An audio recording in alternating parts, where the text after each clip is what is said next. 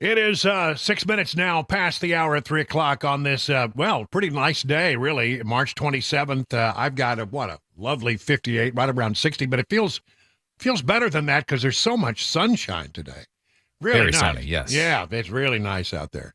And you're listening to The Drive. I am your friend and radio buddy, Brian Wilson, ready to bring you 4 hours of comprehensive news and information you can use. And we'll start out with doing our 2024 update, if we could. And no numbers today. I mean, I looked at the numbers. There just wasn't anything that grabbed me as being particularly important. But I do have some interesting stuff here as it relates to the looming election with regard to the puppet master on the Democrat side of the equation. That would be, in any estimation, it's got to be Barack Obama. He's the puppet master, right? I mean, he's the only guy out there that Democrats, really, truly look to. And as you look at how things are going for the Democrats right now, not so good for Joe Biden. Numbers are not all that strong. And, of course, we worry on a daily basis about his ability to, function as a human being, basically. So, you got to believe that Democrats are nervous. And, what is Obama going to do about it? What is Barack Obama going to do about it? Well, turns out there are a couple of 2-3 stories that have come out suggesting that Barack Obama, well, he's sort of involved, as you might imagine. Here's from CNN. Again, remember, sometimes I go to sources because they are very worried about this. And so when I sort a sites like when I cite a source rather like CNN or the New York Times, understand what I'm doing here is that we're eavesdropping. This is Democrats talking among themselves and they're expressing their concerns, and so it's sort of fun to watch them, sort of sweat. So here we go. From CNN. Barack Obama spent several hours Friday in the family dining room of the White House, visiting his former vice president, Joe Biden. Now the mood was said to be cheerful as the pair exchanged jokes, and the meeting served as a small reunion of sorts for the two presidents' respective staffs, many who have known each other for many, many years. Still, the occasion was hardly just two old friends catching up. Obama has made it clear to associates in recent months that he believes Biden's intensifying rematch with Donald Trump in November will be incredibly close and that the 2024 election marks an all-hands-on-deck moment. People familiar with his thinking told CNN. See, there's that line. When you get a hold of people and you say, well, what does Obama think? Well, you have to go to people who are familiar with his thinking because in fact, some of this may actually be coming from Obama, but he's hiding behind that moniker. See, when you get information, you say it's on background. Well, how may it be attributed? Attributed to someone familiar with the former president's thinking. Okay, so this is all on background, and it likely comes from people who truly are plugged into Obama's thinking. To that end, his return to 1600 Pennsylvania Avenue last week was largely a working visit. Biden and Obama, along with the former House Speaker Nancy Pelosi, they were in an organizing call heralding the 14th anniversary, of the Affordable Care Act. Off-camera, Obama told Biden he thought the president's State of the Union remarks earlier this month had been effective and were breaking through. You know what? There's not really any indication that's true, though. There was no post-State of the Union bump in the polls. That much is true. Obama and Biden, the story continues, speak with regularity, sources say, and the former president remains in direct contact with some top White House officials. Direct contact is interesting because what it says is Obama feels like he can pick up the phone and talk to people and go around Biden if he needs to, including Jeff Zients, who's the chief of staff in the Biden White House, worked in the Obama administration. Former president has lent an occasional hand to Biden since the current president's reelection. His engagement with the Biden campaign is expected to intensify as the general election kicks into higher gear, and he's agreed to several campaign appearances. That would not be surprising. It will hardly be routine meetings at the President's Club when Clinton and Obama take the stage at Radio City Music Hall. They will be doing that for a rare conversation with Biden, Obama, and Clinton in a three-president sit-down with Stephen Colbert. I can't imagine how that's going to go. So anyway, go on, move to the next story. This is from the New York Times. Obama, fearing Biden loss to Trump, is on the phone to strategize. And this comes from Katie Rogers, who covers the Biden White House and reports from Washington. She said she spoke with over a dozen people for this article. As the election approaches, President Biden is making regular calls to former President Barack Obama to catch up on the race and to talk about family. But Mr. Obama is making calls directly to Jeffrey Zients, the White House chief of staff, and to top aides in the Biden campaign to strategize and relay advice. This level of engagement illustrates Mr. Obama's support for Mr. Biden, but also what one senior aide characterizes as Mr. Obama's grave concern that Biden could lose to former President Donald Trump.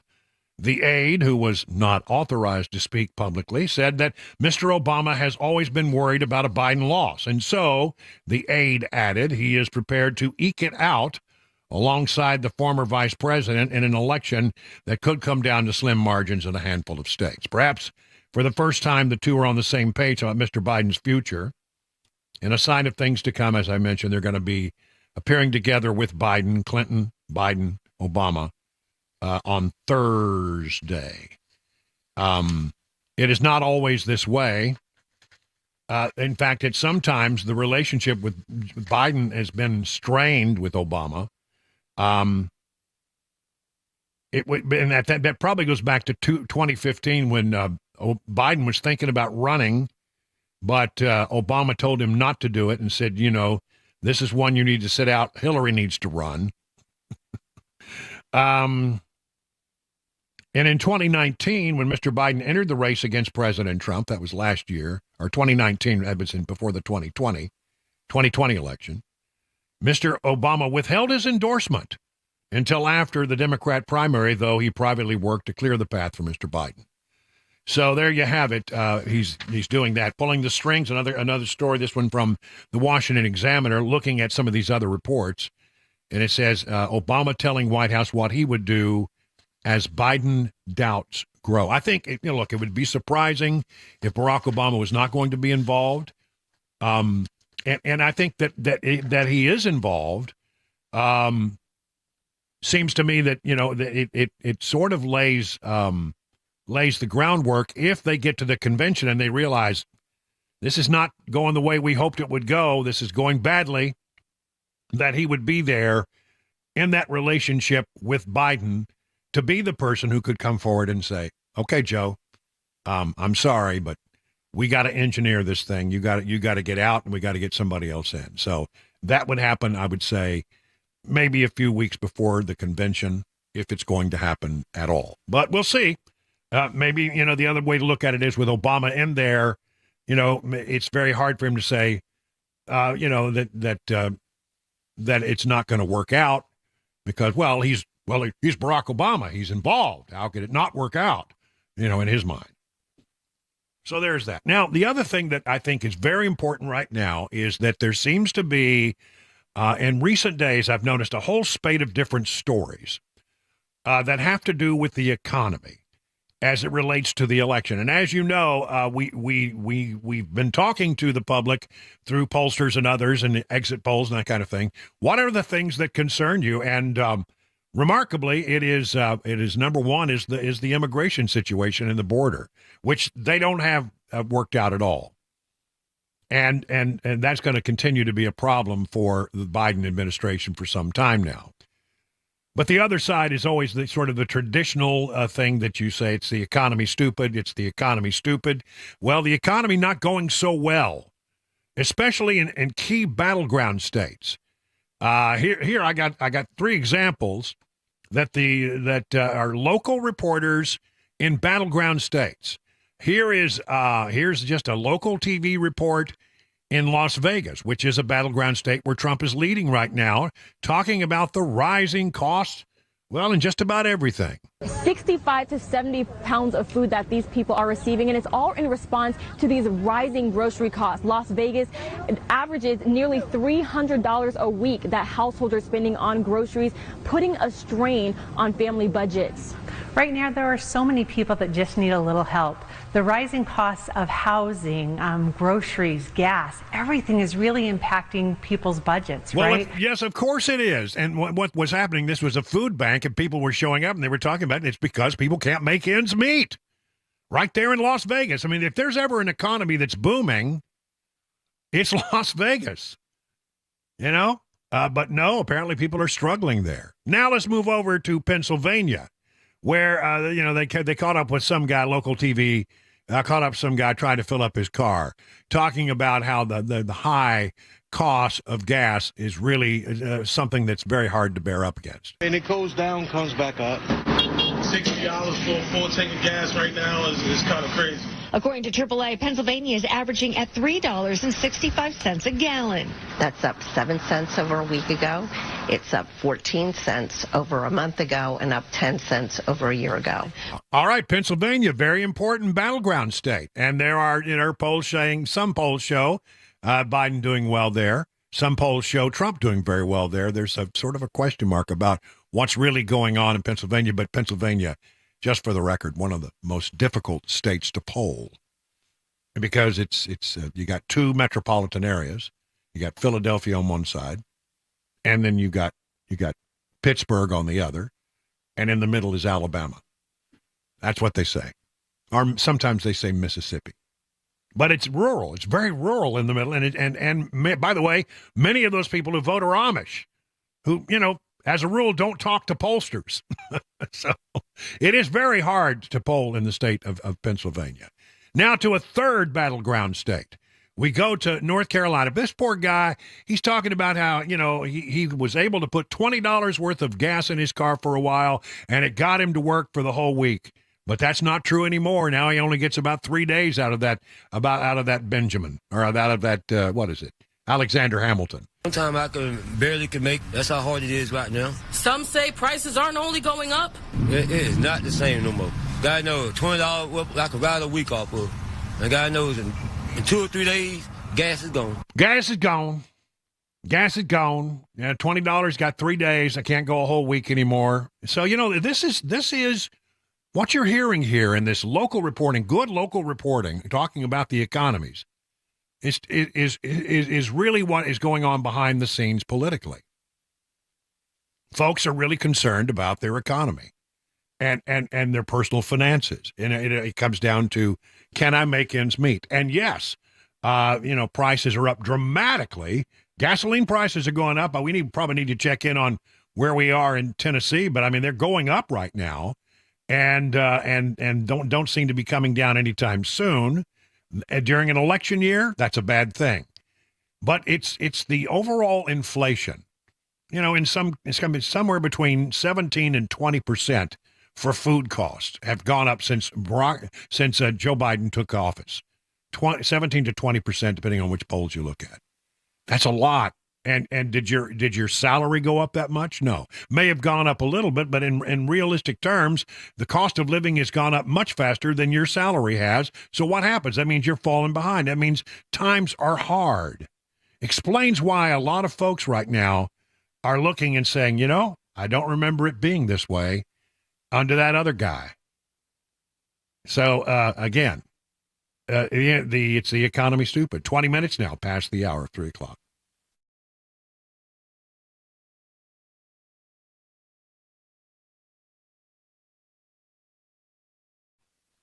Okay, be honest with me. Are you happy with your weight? I was not happy with mine. It seems that I started regaining a lot of the weight that I lost last year, and I decided, man, I don't want this to get out of control. I need to do something about it. So I went to see the folks over at Restoration Wellness and Med Spa. I've never taken on a weight loss client before.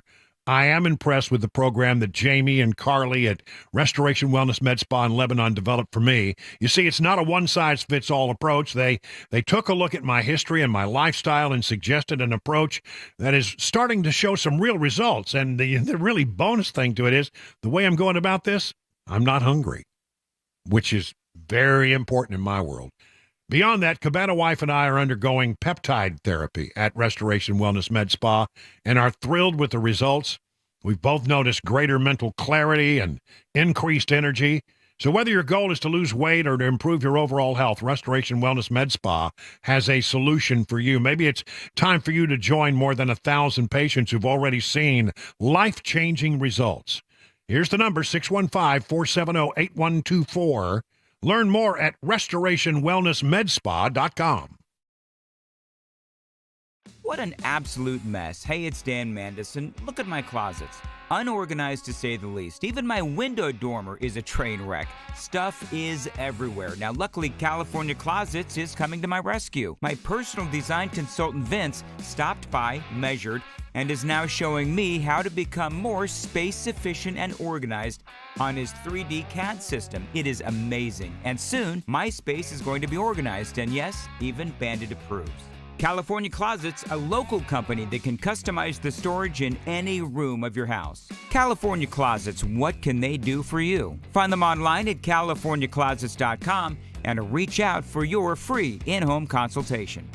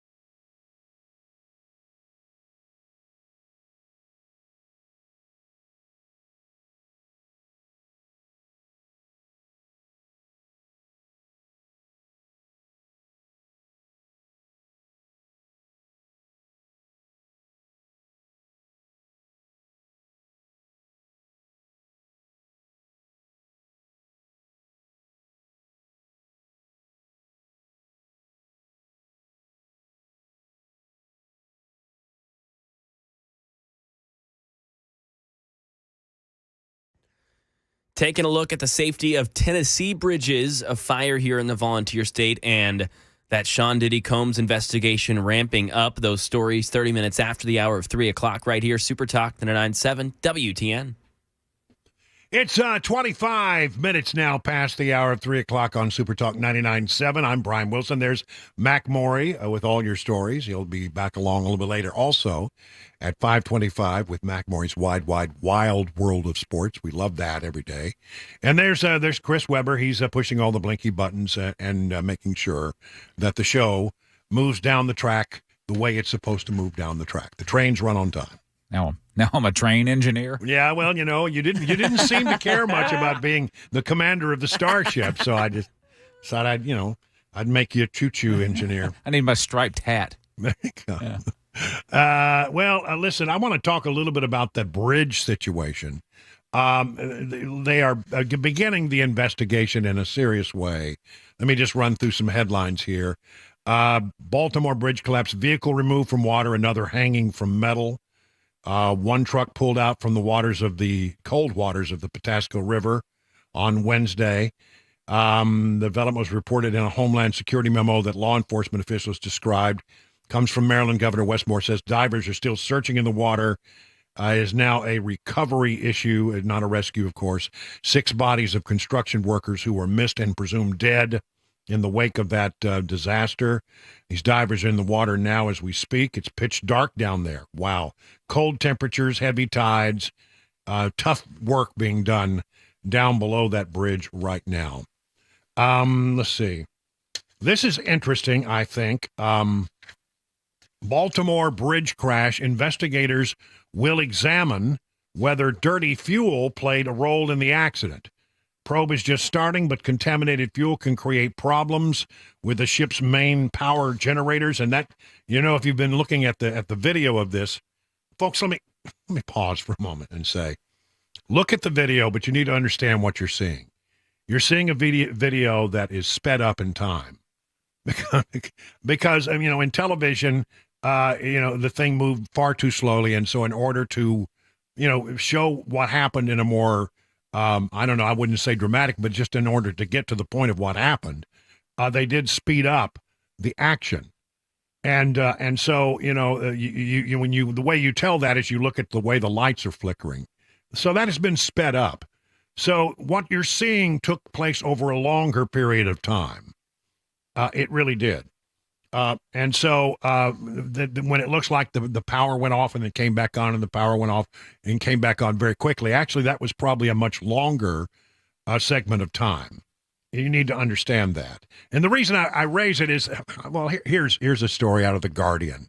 Online conspiracy circles galvanize to proclaim the Baltimore bridge collapse a black swan event. That somehow this was some kind of deep state conspiracy to hurt the U.S. economy. Well, it may hurt the U.S. economy. That may be true. But there's no evidence that this was some kind of conspiracy. What it looks like is a mechanical problem on a ship that caused a massive ship with a tremendous amount of weight behind it to lose the ability to steer. And no matter what, I'm shocked, stunned, and amazed that there are so many people here in Middle Tennessee who think that they are nautical experts. Given the fact that, we're not even near an ocean or a major bay, I'm surprised by that. But I mean, they're convinced that this is some kind of, cabal, that this is some kind of attack. And look, folks, sometimes an accident is just an accident. And remember, you're seeing this in a sort of a sped up way, which does make it look different than if you were to watch it in real time as it unfolded. It's a ship that lost its steering ability. You ever been in a boat? I mean, even if you've been in a bass boat, you've got to keep power to be able to steer. And in the moment you lose power, you're just drifting. You're just, and I read somewhere where aircraft carriers, and this thing is heavier than an aircraft carrier. Aircraft carriers, it can take them 3 nautical miles to stop, even if they're going relatively slow.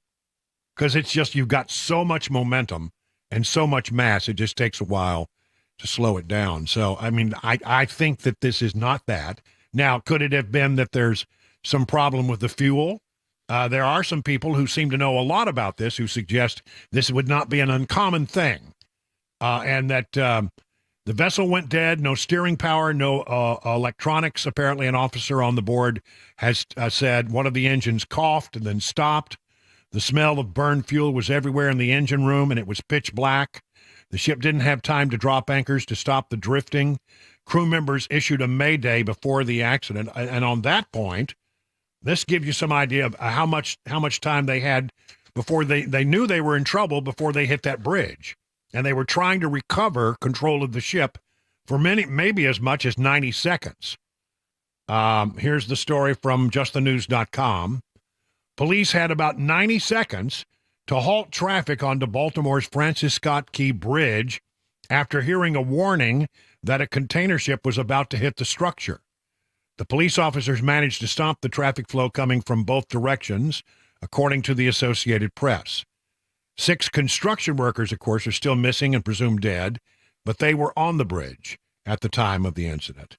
We are thankful that between the Mayday and the collapse, we had officials who were able to begin to stop the flow of traffic so more cars were not on the bridge, said Maryland Governor Wes Moore. The bridge, of course, collapsed after being hit Tuesday after the ship lost power. 31 minutes past the hour, 3 o'clock on Super Talk.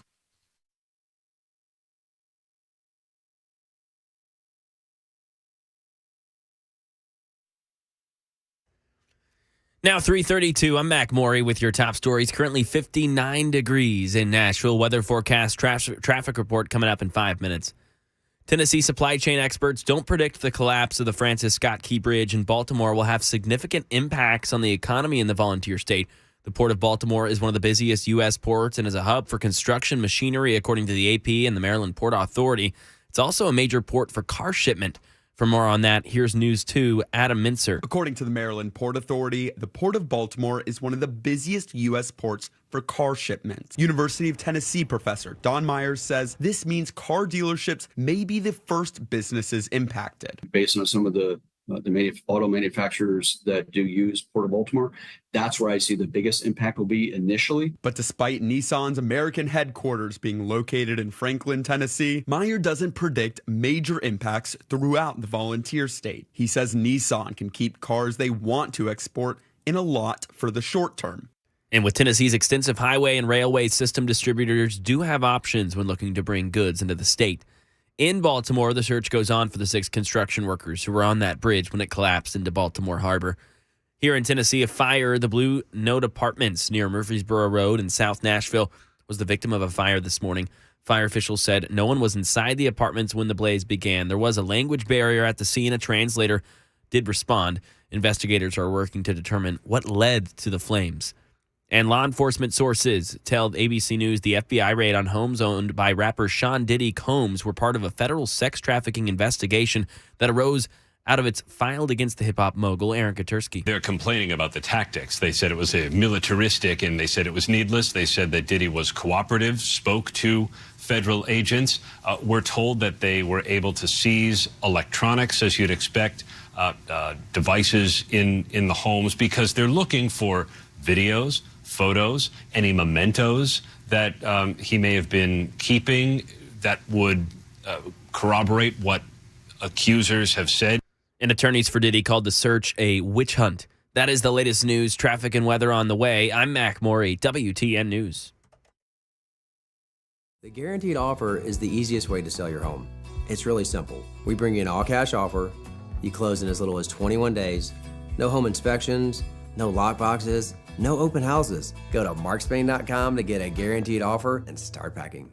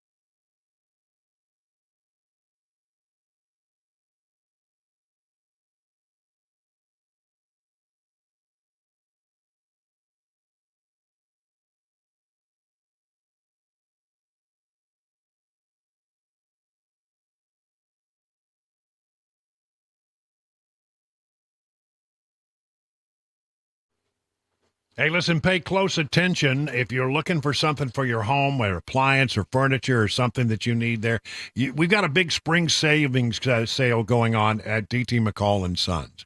5 convenient locations: Carthage, Lafayette, Lebanon, Cookeville, Franklin. There's one near you. And this is the time where you can really catch some big savings. and it's only for a few more days. So if you're thinking, man, I need a new appliance, or I need a new washer, I need a new dryer, I need a new dishwasher, whatever it is, this is the time that you can really catch some big savings. Listen, if you need a mower, they got them. Some real savings there. And bedroom suite, whatever it is. Have you been to a DT McCall's? You need to go to one.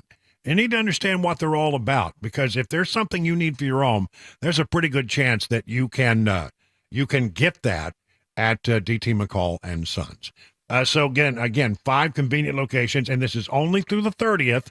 Today is the 27th, so you got Wednesday, Thursday, that's the 28th, Friday the 29th, Saturday's the 30th. That's it. And then so you want to take advantage now. Learn more by going to their website, dtmccalls.com.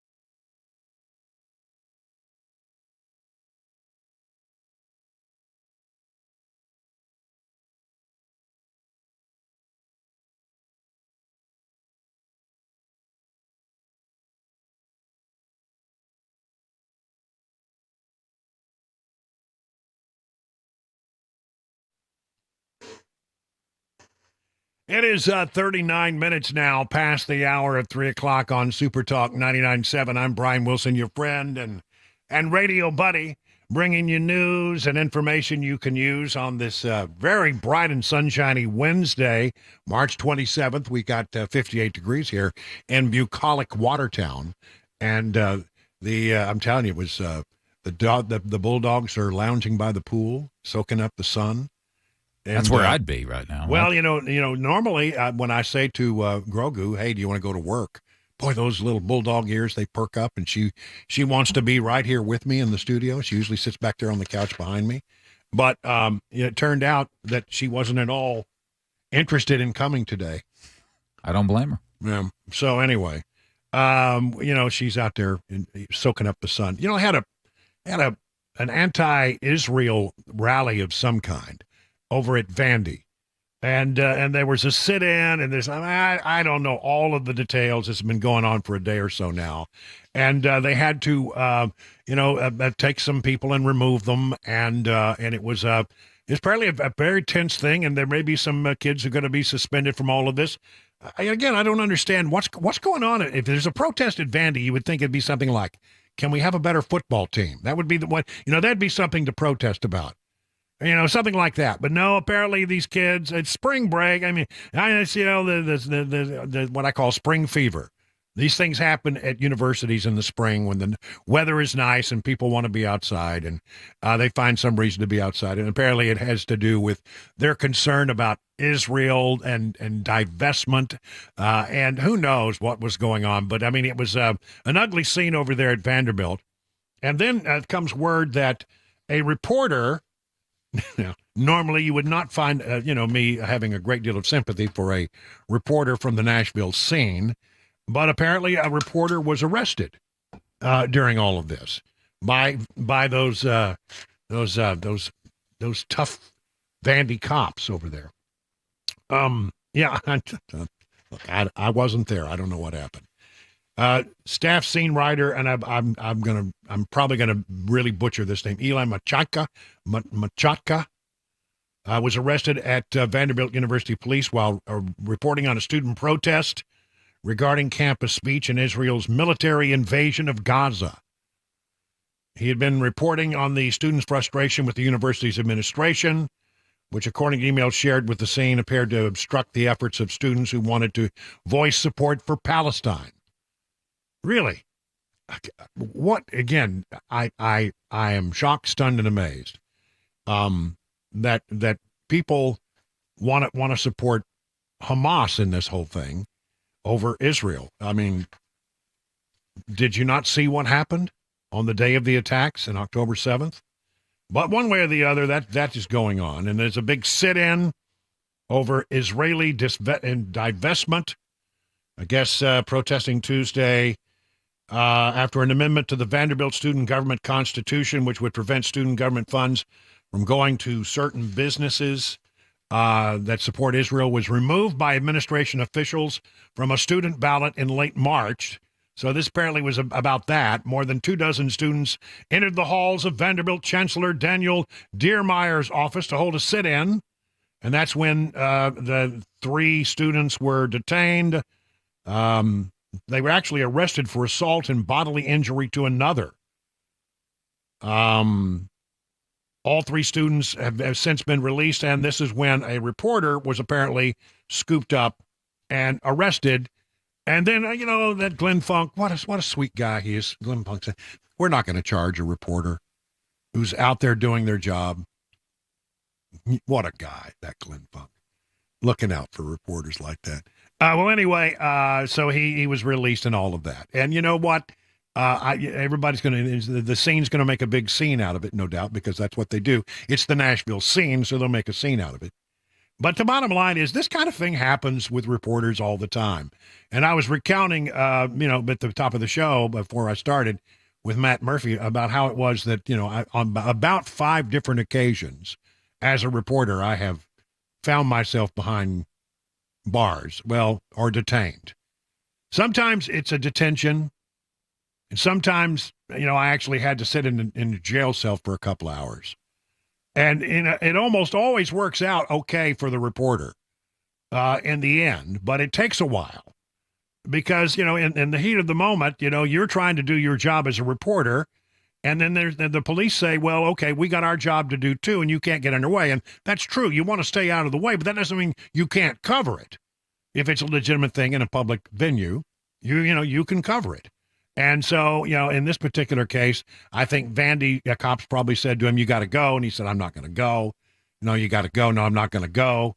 Well, since you told us that you're not going to obey the lawful order of a police officer, here are some lovely handcuffs that we have for you here. And we're going to have to charge you with, interfering or something. Failure to obey the lawful order of a police officer is generally the sort of the charge that comes. I remember one time being at what was then National Airports, now Reagan National, and I was working for Channel 5, the Fox affiliate at the time, and was in the car, just, I was headed to Capitol Hill to do something or another, and they were over the two-way radio. Remember when we had two-way radios? How cool that was. Two-way radios. Hey, anybody out near the airport? And we were sort of at a point where we could have gotten to the airport pretty quickly. Did you say breaker? No, they said, attention all units, anyone near the airport. And I looked at my cameraman and I grabbed the two-way. I said, yeah, we're not far. We could be there. Why? What's up? We got a plane coming in, an emergency landing. And there had been a plane, an incident the day before at another airport, and we were wondering, one of the things that was sort of being speculated at the time, sort of like with this thing in Baltimore, was that there was some bad fuel out there that may have caused that other plane to have problems, and we wondered, is that what is happening here? What's the emergency? We didn't know. So we roll over there, and at the time, you had a rule that, you had to call and tell them that you were there. This is before, you had to go through metal detectors. So, you walked into an airport and there was like a rental car counter, and you could just walk down the hallway with your camera. Anywhere the public goes, you're supposed to be able to go as a reporter. And so, I was trying to make it down the hallway to where this plane was coming in to find out what was going on. And I get stopped by a police officer in a public hallway. This is long before 9/11. Said, where are you going? I said, we're just going down here. Well, you don't have permission to be here. Oh, no. We called. We made the call. We have permission to be here. They know we're here. Well, I don't know that, so you need to come with me. I said, no, because if I go with you, then I'm going to miss the story. Get on your little walkie-talkie there and call your headquarters and ask them if we have permission to be there. You'll find we do. No, I'm not going to do that. You're coming with me. I said, I don't think I am. And he said, then I think you are. And I got slammed against the wall and taken to jail. Oh. And of course, it was the story on the noon news that day, me being hauled off to jail. I had to stay there for 2 hours. They took away my belt. They made me take off I don't know why, they made me take off my shoes and then my socks. I guess they thought that I was going to use the laces of my shoes to commit suicide over this horrendous event that I was going through. Want you to overreact, I guess. I don't know what the deal was, but I mean, I didn't have a belt. I didn't have a tie. I didn't have, they took away my socks and my shoes, and I sat in a cold cell for 2 hours. And they came to me and said, well, if you just sign this ticket, we'll let you go. And I said, what does the ticket say? That you didn't obey the lawful order of a police officer. I had permission to be here. I did things right. You guys are the ones who did it wrong. I'm not signing that. They said, well, if you sign it. I said, well, let me talk to my lawyer. And they said, no, you don't get to talk to your lawyer. I said, well, okay. And now I've got you. Give me the piece of paper. You're telling me I can't talk to my lawyer? Right. I signed it. And then they were going to release me. And so I'm standing outside. There's my cameraman waiting on me. He's been patiently waiting on me to get out of jail. And I walk up to the guy, and all of a sudden you see this person come running down the hall. They're all red-faced and panicked, and they say, "Is Brian Wilson here?" And I said, "I'm Brian Wilson." And he said, "I'm with the public relations office here at the airport." I said, "Yeah, where you been?" I said, "I've been sitting in jail for 2 hours." And he turned to them and said, "He had permission to be here. Why did you arrest him?" There was a lot of hemming and hawing. And within a couple of hours, lawyers got involved, and they apologized. They dismissed the charges, tore up the tickets. And then we also got them to revisit their policy with regard to reporters at the airport.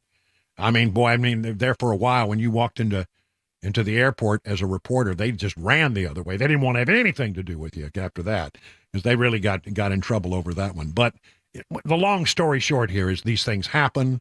They generally don't mean much, and at the end of the day, they generally get resolved in the favor of the reporter, unless the reporter really has overstepped their bounds.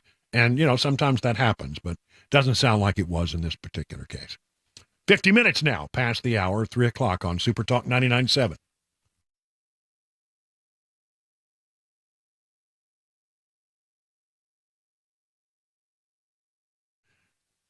I still have my evidence bag. I saved it. If you've learned anything over the last few years, it's that we can expect change, and for those nearing retirement, change can feel scary. If you're worried about how things like inflation and interest rates can affect your retirement nest egg, why don't you use Beacon Capital Management's free retirement savings calculator?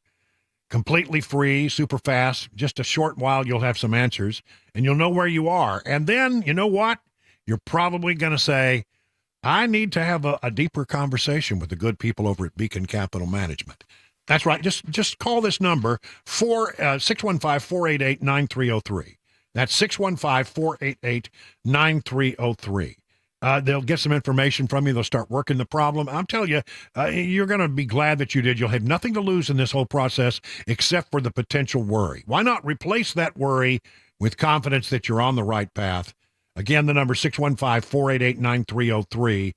Let the experts at Beacon take your stress away. Learn more at askbeaconnow.com. What an absolute mess. Hey, it's Dan Mandison. Look at my closets. Unorganized to say the least. Even my window dormer is a train wreck. Stuff is everywhere. Now, luckily, California Closets is coming to my rescue. My personal design consultant, Vince, stopped by, measured, and is now showing me how to become more space efficient and organized on his 3D CAD system. It is amazing. And soon, my space is going to be organized, and yes, even Bandit approves. California Closets, a local company that can customize the storage in any room of your house. California Closets, what can they do for you? Find them online at californiaclosets.com and reach out for your free in-home consultation. Hey, it's Dan Mandison. I love My Patriot Supply. It's emergency food so you can care for your family no matter what. And today, we're fixing creamy chicken flavored rice. And the thing I love about My Patriot Supply, it's easy. You just get the water, turn on the heat, and in minutes, we are ready to go. Now, this food lasts for 25 years in special packaging, and yes, it does taste great. And in just minutes, it's ready to eat. Patriots don't rely on the government to take care of their family in emergencies. It's up to you. Order right now and get $200 off a 3-month food kit. It's important to go to preparewithmandis.com to get that great discount. That's preparewithmandis.com to get that great discount. Preparewithmandis.com. $200 off a 3-month food kit.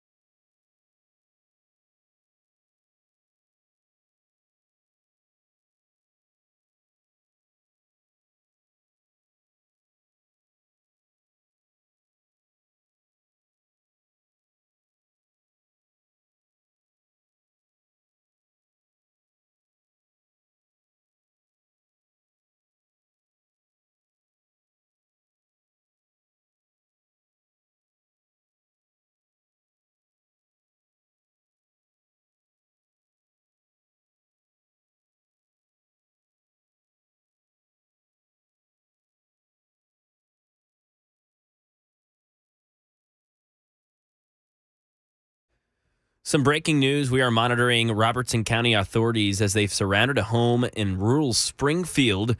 We update the Baltimore Bridge collapse and remembering Covenant School and those victims as that tragedy happened 1 year ago today. Those stories at 4. Super Talk 99.7 WTN. Yeah, and after the news, Mac, I am going to take a look back 1 year ago at the tragic events of that day and questions that still remain. We'll try to do so in a thoughtful and thought-provoking way, but it is still, there are many, many questions that are left unanswered 1 year later. Let's take a look at the markets real quick. Dow Jones Industrials up, a lot, almost 450 points, 440, make that. Well, I've got it's up above 450 points, 477 points.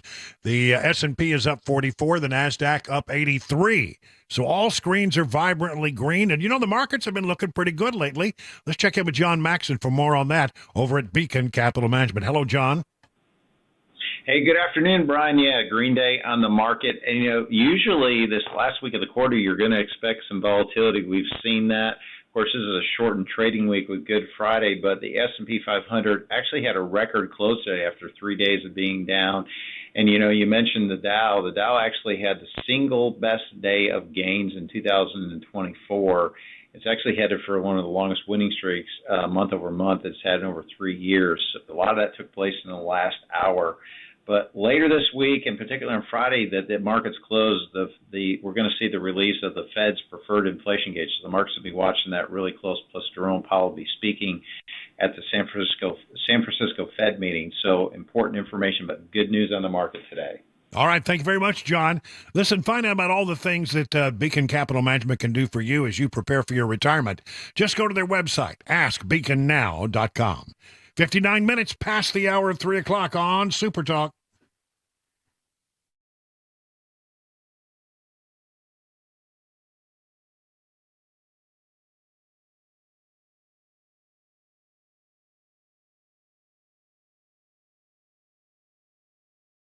Hey, what's up, guys? This is Matt Murphy for Members Nutrition. I want to tell you about the Members Nutrition difference, and I want to encourage you to go over to the Members Nutrition website. Number one, they believe at Members Nutrition that they can sell vitamins and supplements at a lower cost point, and they're doing it every single day at membersnutrition.com. Number two, they want to make these products right here in the United States of America, not from some overseas company, and they do that every single day. I encourage you to go to membersnutrition.com. You'll get 50% off your purchase price at checkout. You don't have to put in any codes. Just go to membersnutrition.com. Once again, membersnutrition.com.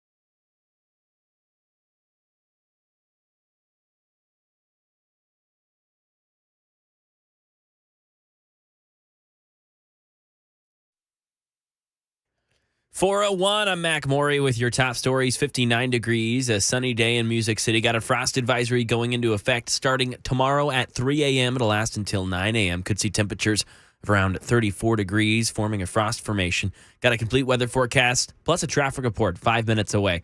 Right now in Tennessee, Robertson County authorities have surrounded a home in rural Springfield at a property on Owens Chapel Road. News Channel 5 is at the scene. They say TBI is now helping with this situation. Officials are executing a search warrant at the home. And over in Maryland, crews searching for remains of 6 construction workers who were fixing potholes on Baltimore's Francis Scott Key Bridge when collapsed in a collision with a container ship yesterday. Ike Ejaji reports we have learned identities of 2 of the missing. Miguel Luna, who's an immigrant from El Salvador. He's also a husband and the father of 3, who's in this country for 19 years.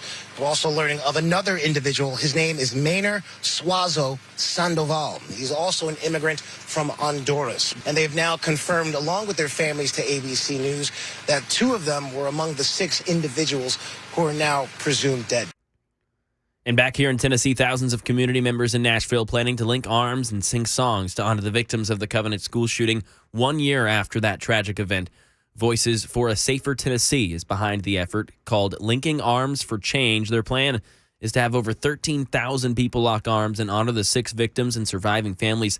The event is scheduled to take place in about an hour. The human chain will begin at Monroe Carroll Jr. Children's Hospital at Vanderbilt to Centennial Park, up Broadway, and to the state capitol. And in Israel, canceled a scheduled meeting in the U.S. this week because it was unhappy the U.S. didn't vote in the UN to support continued fighting. The Biden administration says the meeting now back on. Here's Andy Field. The Israeli delegation was set to visit D.C. and discuss avoiding more fighting in Gaza city of Rafah. They canceled after the U.S. did not vote against a UN ceasefire resolution. But now, days later, the Prime Minister's office has agreed to reschedule the meeting dedicated to Rafah. White House Press Secretary Karine Jean-Pierre saying they still have not settled on a date. And that is the latest news. Traffic and weather on the way. I'm Mac Morey, WTN News. The guaranteed offer is the easiest way to sell your home. It's really simple. We bring you an all-cash offer. You close in as little as 21 days. No home inspections, no lockboxes, no open houses. Go to markspain.com to get a guaranteed offer and start packing.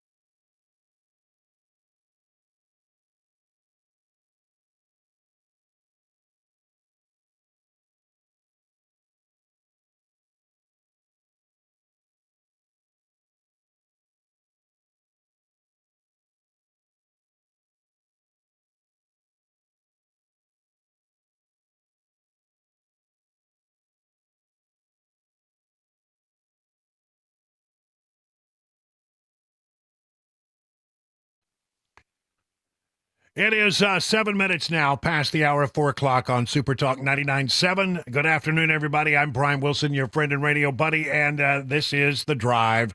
We'll be here all the way till 7 o'clock, bring you news and information you can use. That's what we do each day. And we're going to start this hour, I think, with a rather somber look back. Because it was on this date 1 year ago that we had the Covenant shootings. And it was a tragic day in Nashville. The loss of 6 lives should never be forgotten.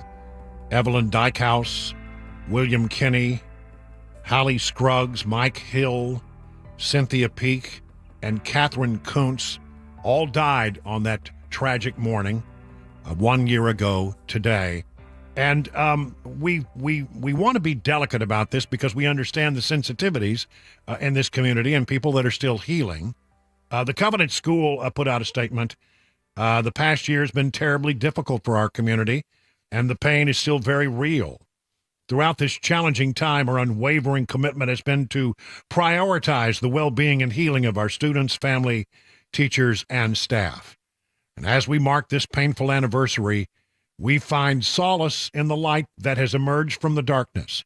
It's with profound gratitude that we acknowledge the overwhelming outpouring of love and support we have received from our local Nashville community and around the world. Your kindness has been a beacon of hope, and the depth of your generosity profoundly moves us. We continue to see all the ways in which the Lord is providing for and loving our community. He has been and will continue to be our comfort and strength. There was an event at the school today, not open to the public.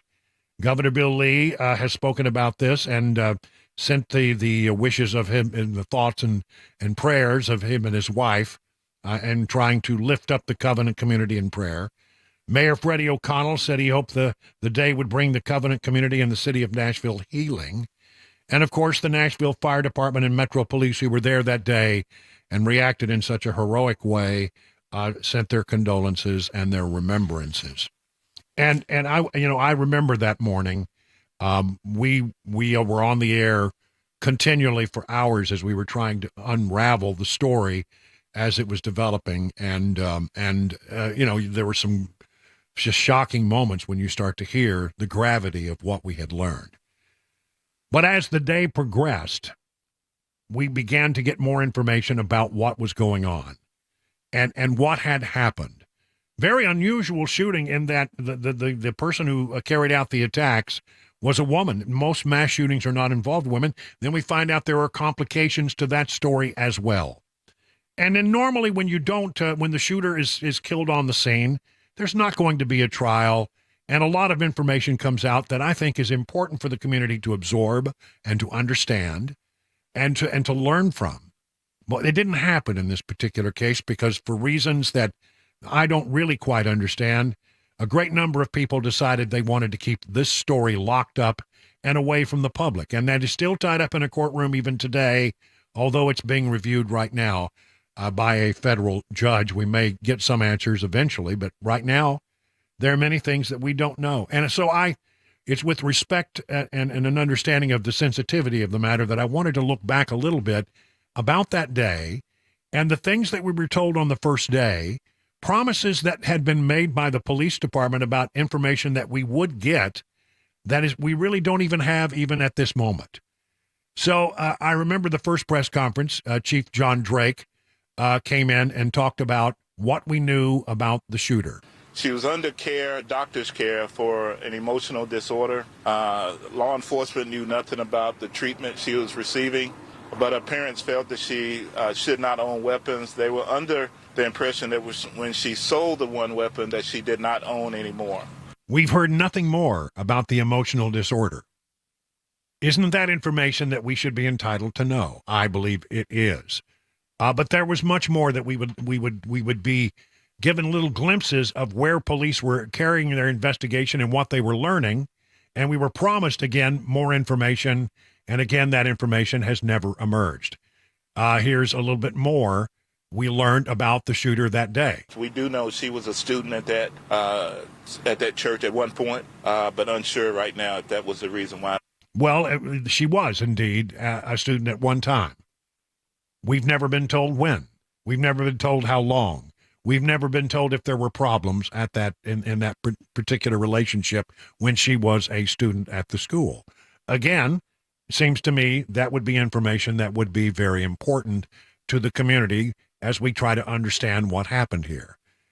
A little bit later, we learned that this person was, number one, that this person had a manifesto, and that this person was indeed a transgendered individual.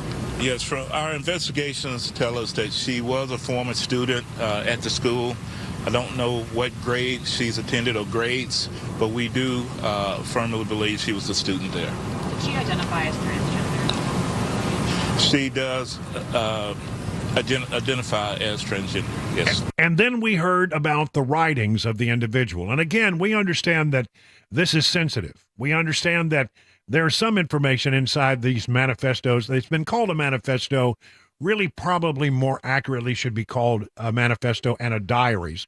There were a number of writings, books that went back some period of time. But we were told that they were beginning to look at the manifestos and developing certain theories about what had motivated this attack. This is what we were told on that day. So in the manifesto, there's several different writings about other locations. It's quite a bit of writing to it. I have not read the entire manifesto. Our team and the FBI has been working on this. All right. There were theories that were being offered and being considered that they were very close to announcing at a 4 p.m. presser.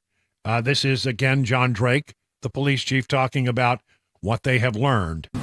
No, we have a manifesto. We have some writings that we're going over that pertain to this day, the actual incident. We have a map drawn out of how this was all going to take place.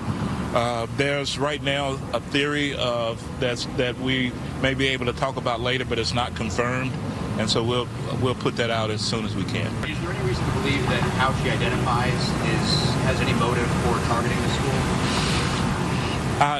We can give you that at a later time. There is some theory to that. We're investigating all the leads, and once we know exactly, we'll let you know. So there, in that statement, he says we have a theory that we'll be able to share with you at some point. The question was, does it have something to do with how she identified as being a transgendered individual? And he said, yeah, there is some theory to that. We'll be able to share that with you at some point. And then later, this is a soundbite that you probably may not have heard. Chief Drake did a one-on-one interview with Lester Holt of NBC News.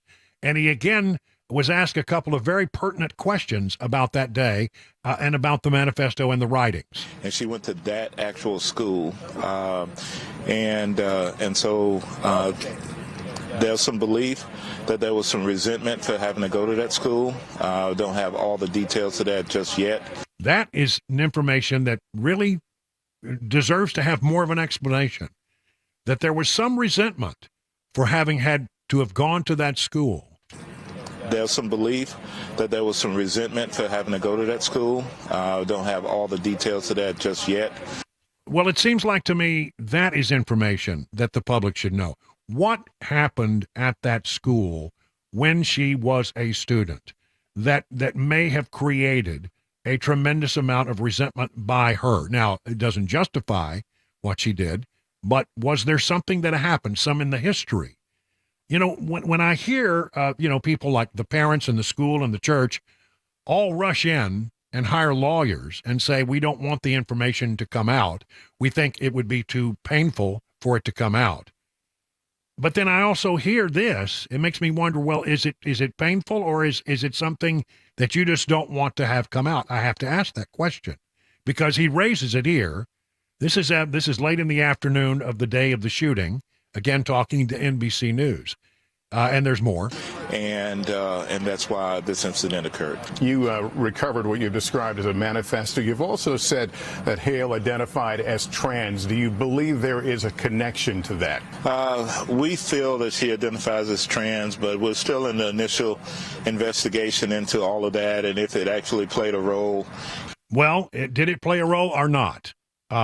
Again, why it was this rush to shut down information that normally, in the normal course of an investigation, when there is not going to be a trial and then nobody is going to be charged, you are allowed to see the evidence. You know, if you're having a trial and somebody's going to be charged, it's understandable that the police would not want to share that information. But in a situation where there's not going to be a trial, it is almost universally the case that such information is released to the public. Released to the public so that, so that they can be learning. And there was a desire in the community, a desire in the state of Tennessee to try to do something to make sure something like this would not happen again on the state legislature level. But it was very hard for the state legislature to know what should or should not happen when there was no information available for them to look at. And no information, and that these theories and the writings, which should have given us some clue as to what was going on, if it had been available to the state legislature, perhaps other things could have been done to make our community safer. Again, there is pain in revealing this information, but there is also value. Someone who believes that the information, even today, should be released is the governor of the state of Tennessee, who was on our show just recently, and I asked him that very question. Do you still support the releasing of that information, even though it's tied up in court? Should the people of Tennessee, and Nashville particularly, should they know more about that and what's in those diaries and what some people call a manifesto? Yeah, from the beginning, I've said we ought to have more clarity. We ought to have greater understanding. We ought to know why or why not things are released. I understand it's a complicated issue, but yes, we ought to have more clarity. I've said it from the beginning. I still say it. It is tied up in the courts. That's how it will be decided. But and let me just, it's tragic. The 1-year anniversary, I've just met with parents just in the last couple of weeks, as I have over the past year, parents of kids that were lost in this. We have a personal friend that was lost in that, and it's tragic, and we ought to continue to work toward efforts to make our schools safer. And as you know, we've done significant work. Yes, Yeah, we've done some good things, but we can't stop. We got to keep going forward. That's Governor Bill Lee on this program just a short while ago. My questions as we look back 1 year later is, what was the past history, and was it significant? The chief said even on the day of the shooting, they had developed significant theories. Certainly by now, they have theories as to what was motivating the shooter to take such a heinous action. And the transgenderism, although it's a sensitive issue, what did that play in it? What kind of therapy was this individual going through? All of these are questions that I think are very important and deserve answers in our community. And yet we don't have those answers 1 year later. So, yes, a day to look back and to remember the sadness and the tragic nature of that day and that event. But I think also a day to remember that our community probably could heal a lot better if we had some of this information and we knew more about why there was such a concerted effort on many different levels to keep this information a secret. There's one other thing that I'd like to revisit with this whole particular looking back, and it has to do with how quickly police were able to get on the scene that particular day. If you'll allow me, we'll come to that after this commercial break, 21 past the hour.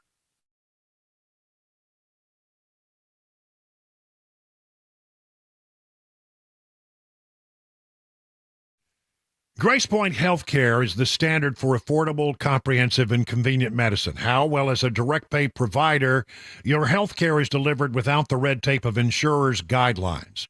Smart Care plans make it even more affordable. Starting at $69 a month, you get free office visits and basic labs for the entire year.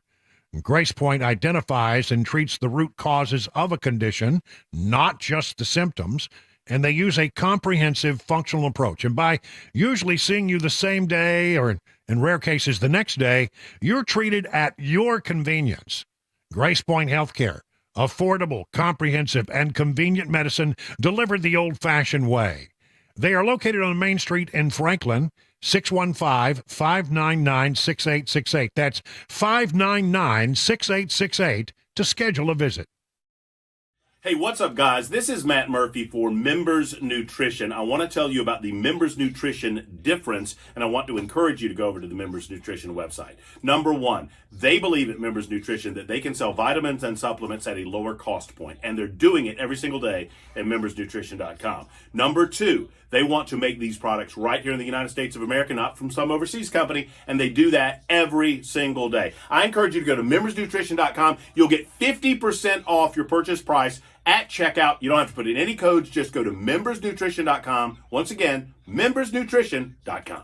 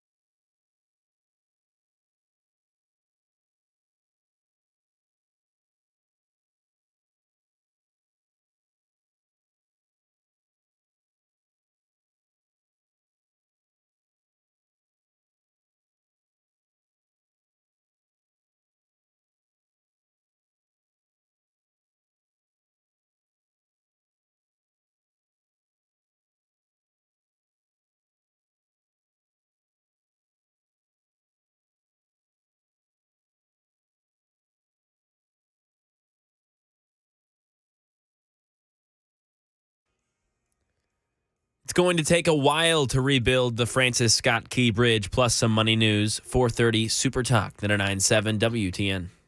It is 25 minutes now past the hour of 4 o'clock on Super Talk 99.7. We're remembering the events at the Covenant School 1 year ago today. And there's one other issue that I want to revisit, and I need to always sit down and before I level any questions about this particular point, I need to make sure you understand that I think that the police officers and the first responders that day, once they got on the scene, did an amazing job. I mean, it's unbelievable how brave and heroic they were, and how quickly they got on. Once they got on the scene, they were able to take quick action.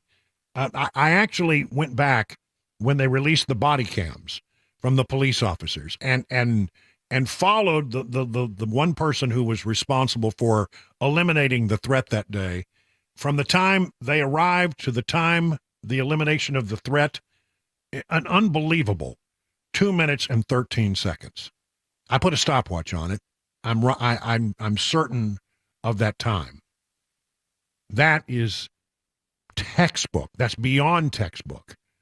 And understand, while the bullets were flying and people were in danger, our first responders, our police officers on the job that day, they just went toward the shooting. They were going to go in and they were going to do what they could to ameliorate the situation and stop the shooter, and did effectively in just a little over 2 minutes. That's not my concern. My concern is how long it took the officers to get there. Now, it's not from a lack of trying.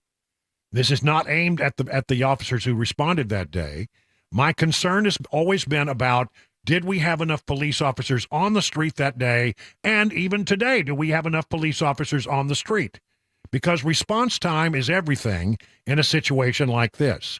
And what I have been able to determine in my investigation is that even though once they got on the scene, they took action very quickly, it took between 8 and 9 minutes from the time the call went out, the 911 call went out, to the time that they arrived on the scene, 8 or 9 minutes. That's a lot of time when somebody's firing at you.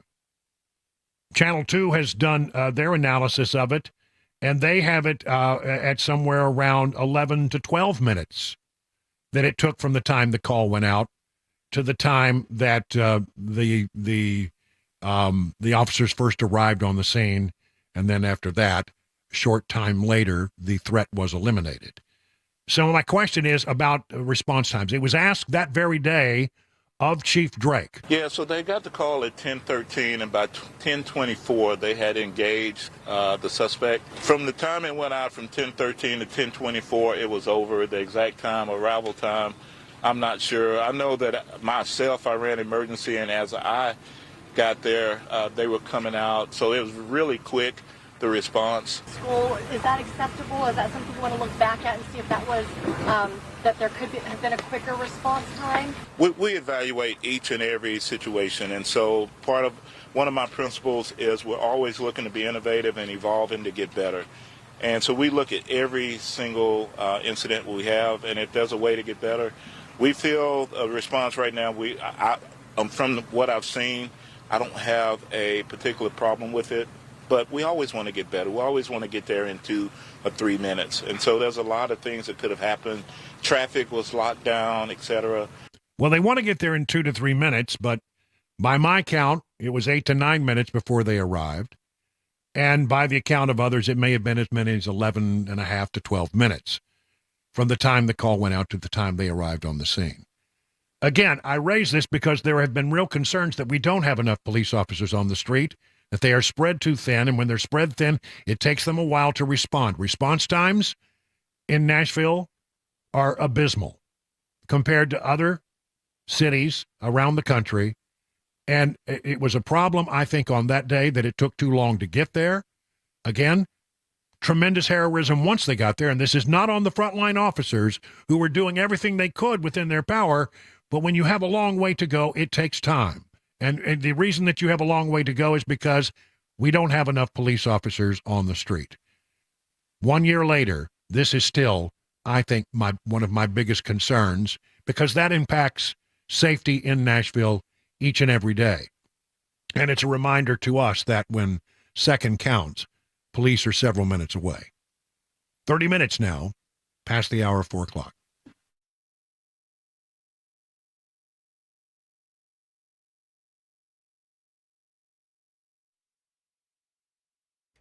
4:30, I'm Mac Morey with your top stories. 59 degrees in Nashville. Forecast traffic report just ahead, 5 minutes. Federal officials warning Marylanders it will take a great deal of time to rebuild the Francis Scott Key Bridge. Stephen Portnoy has more from Washington. The Transportation Secretary says a rebuild of the bridge won't be quick, easy, or cheap. Pete Buttigieg tells White House correspondents that Maryland state officials have already made an emergency funding request. We'll be processing that immediately to start getting them what they need. It's not yet known how much it will cost to build a replacement bridge. That's still way off in the future. But President Biden has vowed the federal government will cover that cost. Buttigieg says any party found to be responsible for the incident will be held accountable. Now to some money news. Dave Packer. Stocks Wednesday posted their first gain since setting an all-time high last week. The Dow Jones Industrial Index gained 478 points. The S&P 500, 45 points, and the Nasdaq was up 84. The collapse of Baltimore's Francis Scott Key Bridge will have repercussions on the economy. No ships can enter or leave the port, which is a major hub for cars, sugar, and coal. The port closure forces vessels and their cargo to be rerouted, creating delays, shortages, and raising costs. New York City transit officials have approved tolls on drivers in parts of Manhattan, becoming the first U.S. city to institute congestion pricing. Most drivers will have to pay $15 to enter a zone that's south of Manhattan's Central Park. Top American business leaders met with President Xi in Beijing, with the Chinese leader calling for closer trade ties between the world's two largest economies. Economic relations have been strained over unfair trade practices and theft of intellectual property. And that is the latest news, traffic, and weather on the way. I'm Mac Morey, WTN News. What an absolute mess. Hey, it's Dan Mandison. Look at my closets. Unorganized to say the least. Even my window dormer is a train wreck. Stuff is everywhere. Now, luckily, California Closets is coming to my rescue. My personal design consultant, Vince, stopped by, measured, and is now showing me how to become more space efficient and organized on his 3D CAD system. It is amazing. And soon, my space is going to be organized, and yes, even Bandit approves. California Closets, a local company that can customize the storage in any room of your house. California Closets, what can they do for you? Find them online at californiaclosets.com and reach out for your free in-home consultation.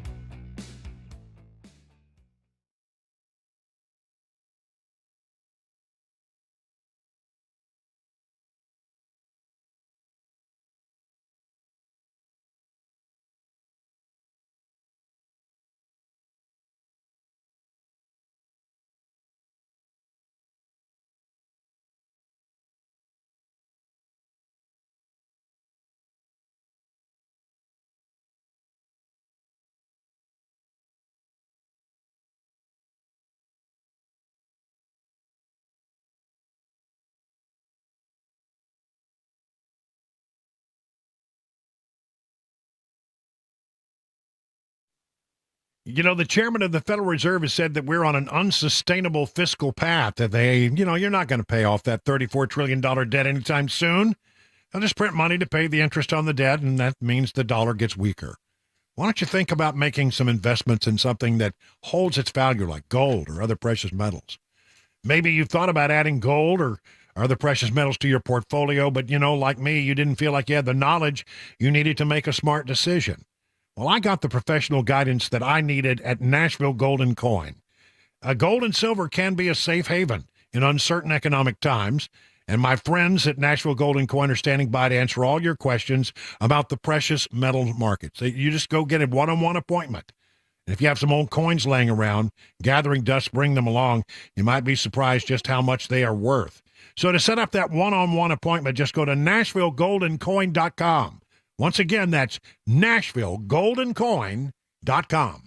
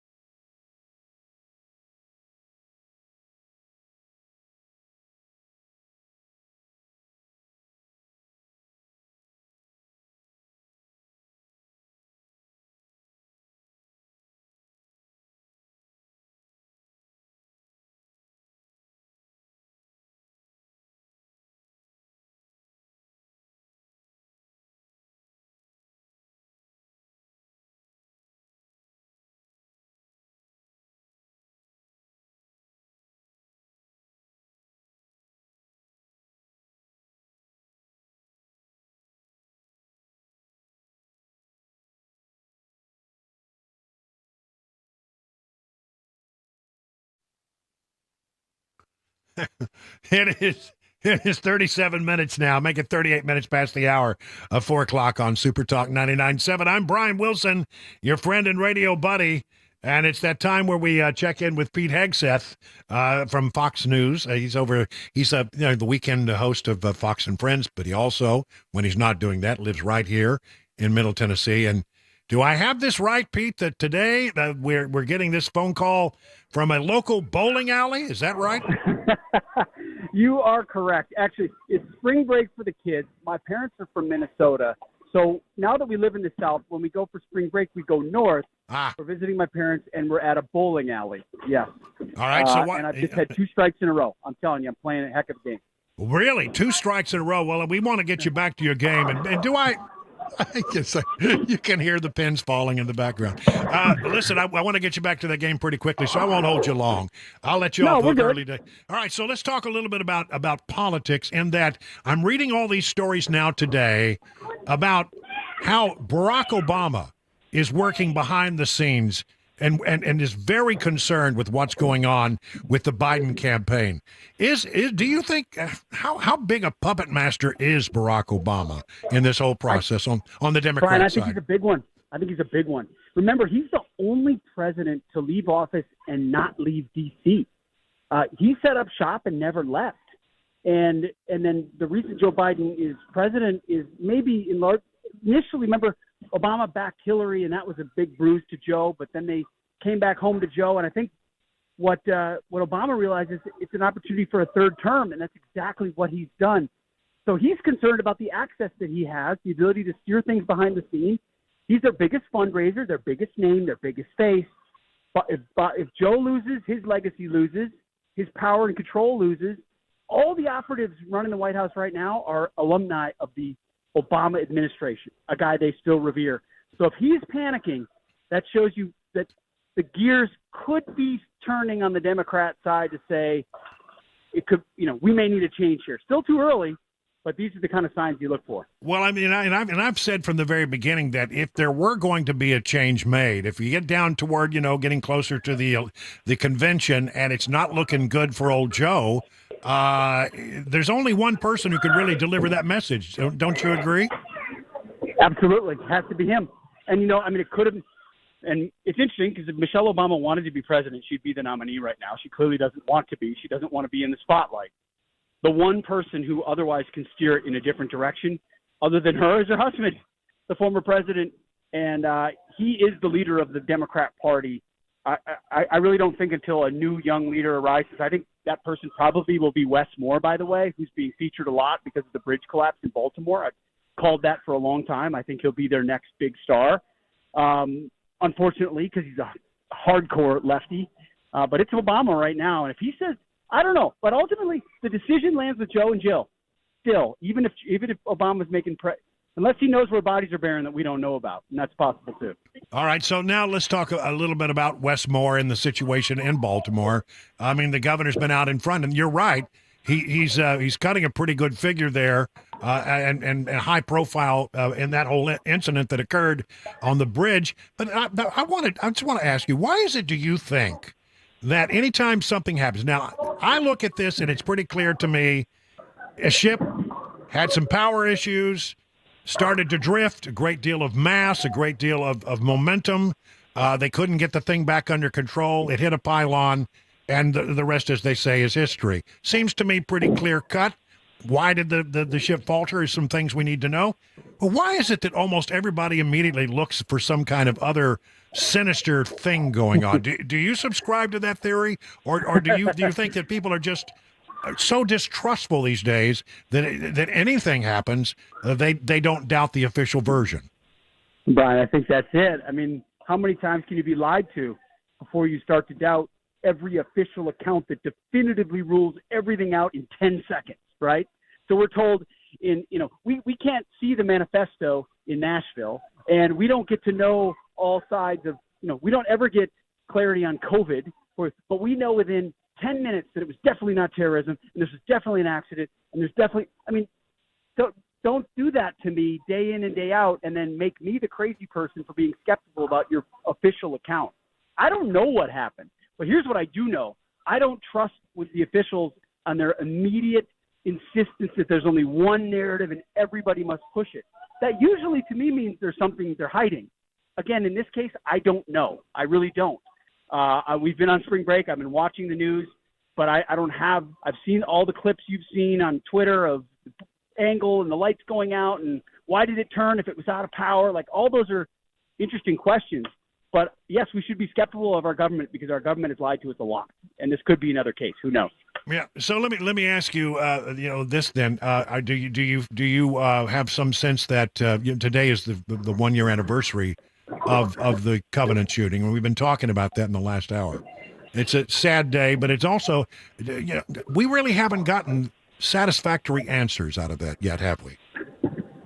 No, we haven't. We got some portions of the manifesto released because it was leaked, and then anyone who could have possibly been the leaker was fired by the department. The only real accountability, per se, it's because the shooter was of the wrong narrative. We all know it. It's unfortunate. They don't want to. Nashville's afraid of spreading disinformation or hate because, well, there's, we don't want targeting of trans people. That's not what happened. The wrong narrative existed, and so they've hid the evidence, and we don't have the answers.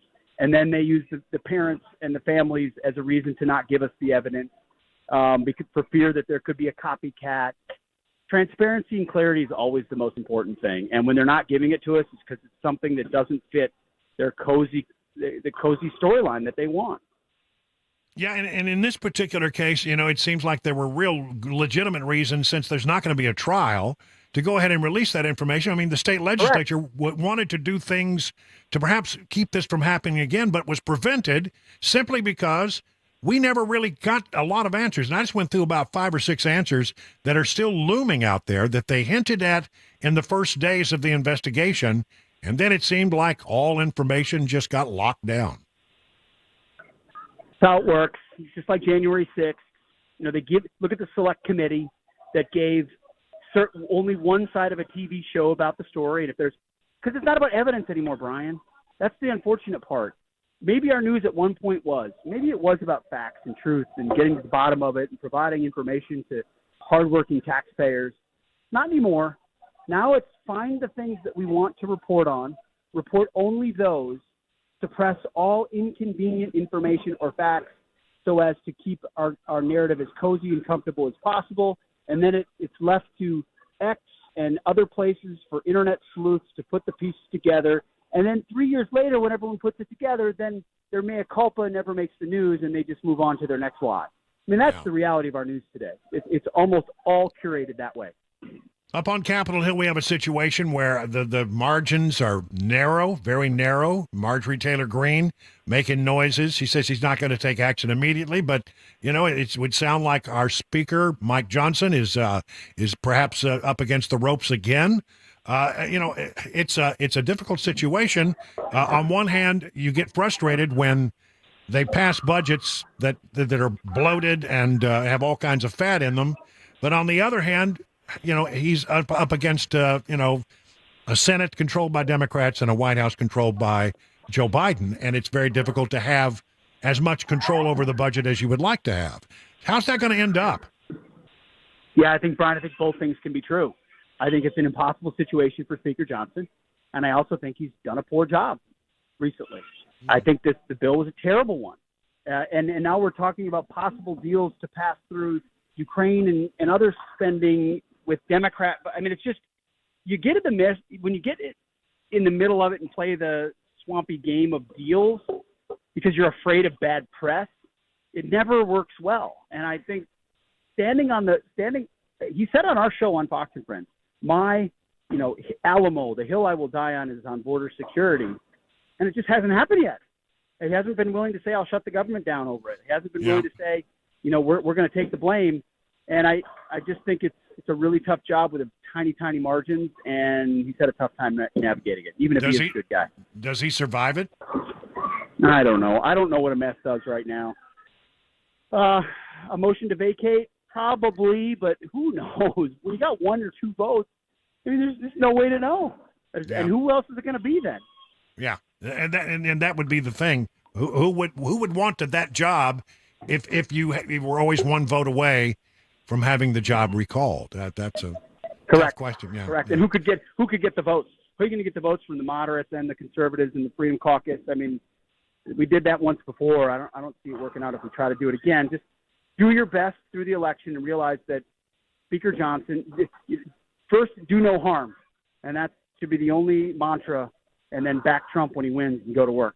All right. Well, listen, I'm going to let you get back to your all-important bowling game there. I mean, who's the strongest bowler in your family there? You know, my wife is a pretty good bowler. She's been bowling for me. I'm up 109 to 101 with 2 frames left, so we'll see what happens. Well, you need to let her keep playing for you then. I should. All right. Listen, Pete, have a thank you for breaking out of your spring break to be with us. We greatly appreciate it. You got it, Brian. Thanks All for right. having me every week. It's my pleasure. It's now 49 minutes past the hour of 4 o'clock. What an absolute mess. Hey, it's Dan Mandison. Look at my closets. Unorganized to say the least. Even my window dormer is a train wreck. Stuff is everywhere. Now, luckily, California Closets is coming to my rescue. My personal design consultant, Vince, stopped by, measured, and is now showing me how to become more space efficient and organized on his 3D CAD system. It is amazing. And soon, my space is going to be organized, and yes, even Bandit approves. California Closets, a local company that can customize the storage in any room of your house. California Closets, what can they do for you? Find them online at californiaclosets.com and reach out for your free in-home consultation.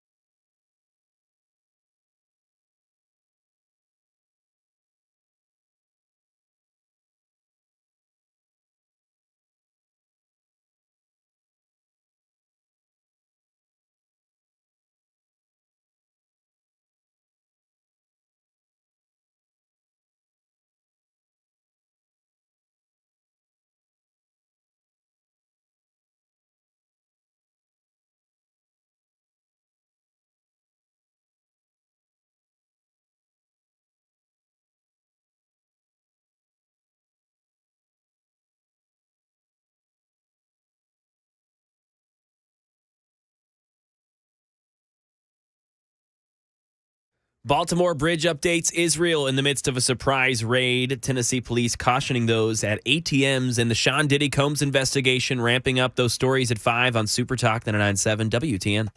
You know, I got to tell you, I really do appreciate Pete Hegseth from over at Fox News. I mean, here's a busy guy. I mean, he's one of the busiest guys I know. He flies out of Tennessee generally, and goes to New York and does, Friday, Saturday, Sunday. Sometimes he's there doing other programs as well.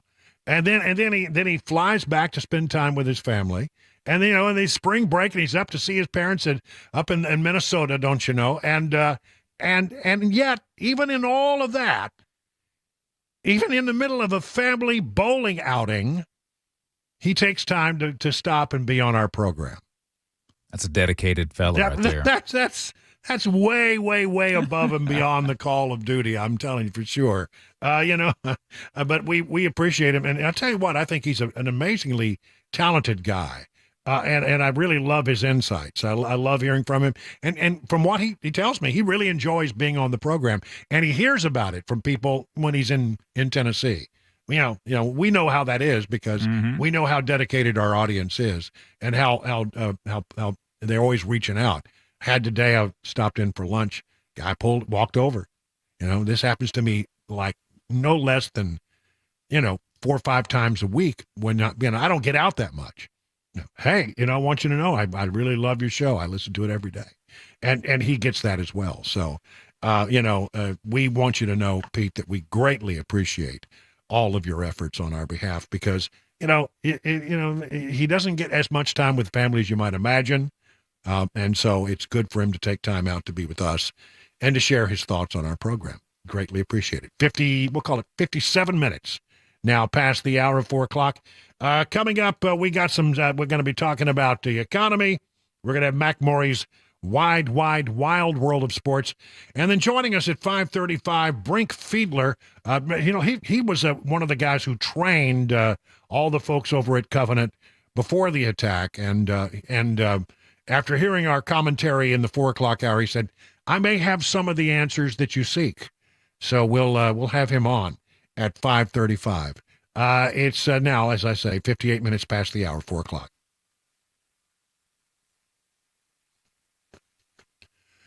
Imagine what you could do and how you would feel if you could get rid of pain in your life. Maybe you have a loved one that's in pain, and wouldn't you like to help them feel better? Well, you need to reach out to Dr. Mitchell and Dr. Ashley over at the Wellness Institute of Nashville because getting better and feeling healthy is important to both of them. They are freezing costs at 2023 levels. That's right. Half off the spinal decompression treatment, and that's a big one. Half off their innovative KT knee machine, and new patients can get a full consultation for only $23. That's right, because we're freezing it at 23 levels. Get it? Okay, well, here's the deal. What do you get for that? For $23, new patients, you get an exam, a consultation, an X-ray if needed. If you have an MRI, bring it in and show it to the doc. And you know what? He's pretty good. He finds things often that other people have missed. Then he'll go over your condition. They'll come up with a game plan, and then they'll get you feeling better. So call Dr. Mitchell and Dr. Ashley to set up your consultation today. Here is the number. Really, make this call now. Don't delay. 615-246-5009. 615-246-5009. I'm Brian Wilson, and I put my stamp of approval on the Wellness Institute of Nashville. The guaranteed offer is the easiest way to sell your home. It's really simple. We bring you an all-cash offer. You close in as little as 21 days. No home inspections, no lock boxes, no open houses. Go to markspain.com to get a guaranteed offer and start packing.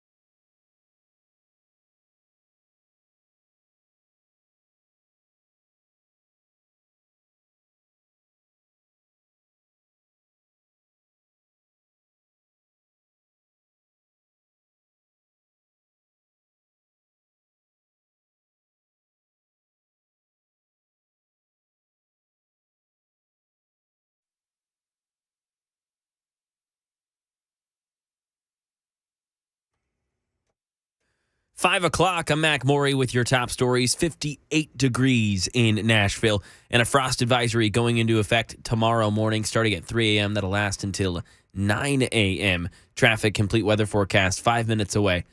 The remains of Baltimore's Francis Scott Key Bridge have cut off the city's port, locking in everything behind the wreckage and preventing anything from getting in. The closure will directly impact Baltimore's business community, but as Elizabeth Schulze explains, the ripple effect will go well beyond Maryland. Anytime there's this kind of disruption where companies have to plan these other routes, they have to look at their logistics and they have to make other plans, there is a risk that that could trickle down to the consumer. And it's something that consumers are hyper aware of right now. It's something the administration knows consumers are hyper aware of, which is why I think you saw such a big focus on that from Secretary Buttigieg today.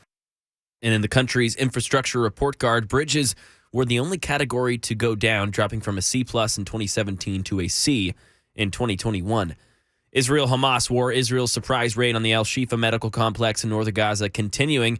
Now for a 10th day, it's now being hailed as one of the most successful operations of the war, with the capture of hundreds of Hamas militants, some providing valuable intelligence, according to the IDF. The fighting in and in the surrounding neighborhoods continuing. Hundreds in buildings nearby forced to leave their homes, some killed in the crossfire. Inside the complex, the Israeli army calling reports of patients, doctors, or staff dying, quote, false. Here's Jordana Miller. The Israeli army reporting its special forces are fighting Hamas inside both the emergency and maternity wards of Al-Shifa Hospital. IDF spokesman Daniel Hagari says Hamas militants have barricaded themselves in the wards. Over 100 Hamas members killed inside the Al-Shifa medical complex, which includes several buildings. Another 500 arrested. That according to Hagari. The military spokesman also insisting not one doctor or patient has died in the operation. They were evacuated to a separate building. Back here in Tennessee with a crime story, News 2 reports that Franklin authorities are urging community members to be cautious when withdrawing money from a bank or an ATM. Officials say suspects will watch someone take money out of that ATM and then follow them to steal their money. In one recent case, the Franklin Police Department said $4,000 was stolen from a vehicle after someone visited a bank and then left that cash inside the car. Officials say do not leave any valuables in your vehicle and to call 911 if you believe you're being followed. Law enforcement sources saying that the FBI raid on homes owner by rapper Sean Diddy Combs were part of a federal sex trafficking investigation that arose out of UITs filed against the hip-hop mogul Aaron Katersky. They're complaining about the tactics. They said it was a militaristic and they said it was needless. They said that Diddy was cooperative, spoke to federal agents. We're told that they were able to seize electronics, as you'd expect, devices in the homes, because they're looking for videos, photos, any mementos that he may have been keeping that would corroborate what accusers have said. And attorneys for Diddy called the search a witch hunt. That's the latest news. Traffic and weather on the way. I'm Mac Maury, WTN News. What an absolute mess. Hey, it's Dan Mandison. Look at my closets. Unorganized to say the least. Even my window dormer is a train wreck. Stuff is everywhere. Now, luckily, California Closets is coming to my rescue. My personal design consultant, Vince, stopped by, measured, and is now showing me how to become more space efficient and organized on his 3D CAD system. It is amazing. And soon, my space is going to be organized, and yes, even Bandit approves. California Closets, a local company that can customize the storage in any room of your house. California Closets, what can they do for you? Find them online at californiaclosets.com and reach out for your free in-home consultation.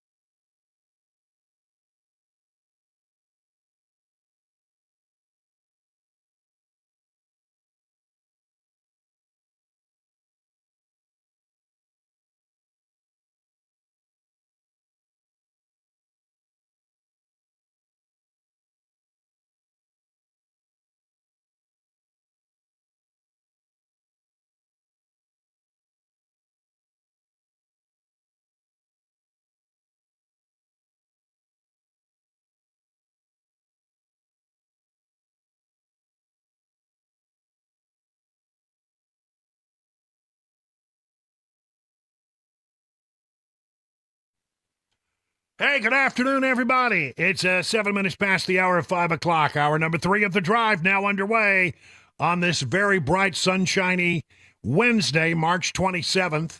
57 degrees out here in bucolic Watertown and abundant sunshine.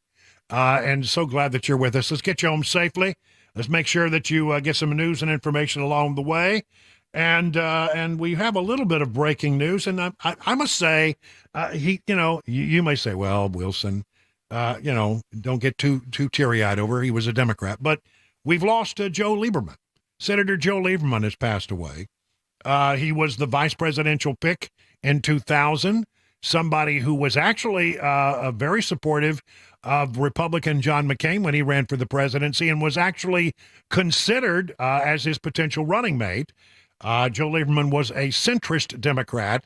He had I would say socially liberal views, but was very much a budget and a deficit and a foreign policy hawk. There's no doubt about that. Died in New York at the age of 82. The Democrat turned independent, was one who often broke from the ranks of the Democrat Party and did that on a regular basis. In fact, upon his retirement after all of his political career, where he served as the independent senator from the state of Connecticut for many years, and then he retired and went into the law firm and practiced law for a while. But after his retirement, he was actually one of the founding partners and actively involved in the No Labels movement, which is still out there. So there's, just the other day, I saw him at a press conference where he was, still bringing it, still had things to say, certainly was more coherent than our current president of the United States, but he has passed away at the age of 82. When you cover an institution like the United States Senate, as I did for many, many years, you come to sort of, get to know the personalities of these people a little bit. And although I, as a reporter, always tried to play it up the middle, I didn't always personally agree with Joe Lieberman, but I liked him. I thought he was a nice guy. He was a decent fellow, well-liked, well within the Senate. And Democrats and Republicans, at times, each of them got frustrated because he would try to find his own pathway, which I admire, quite frankly. I didn't always agree with it, but I admired the fact that he wasn't going to always automatically just go the party line. I sort of liked that about him. He was sort of someone who did his independent analysis, and at times he would be with you, and times he'd be against you. But he was thought of very highly on a personal level within the United States Senate, dead at the age of 82.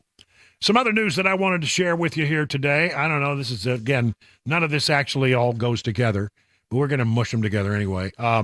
Disney, in the woke world category, has dropped its lawsuit against Governor DeSantis. This from the Daily Caller. Disney has dropped its lawsuit against a special district backed by Florida Governor Ron DeSantis that revoked the corporation's self-governing status in the state, multiple outlets reported on Wednesday. DeSantis signed legislation in February of 23, and this is not generally known. But when you went to Disney World, so I was like, let's go to Disney World.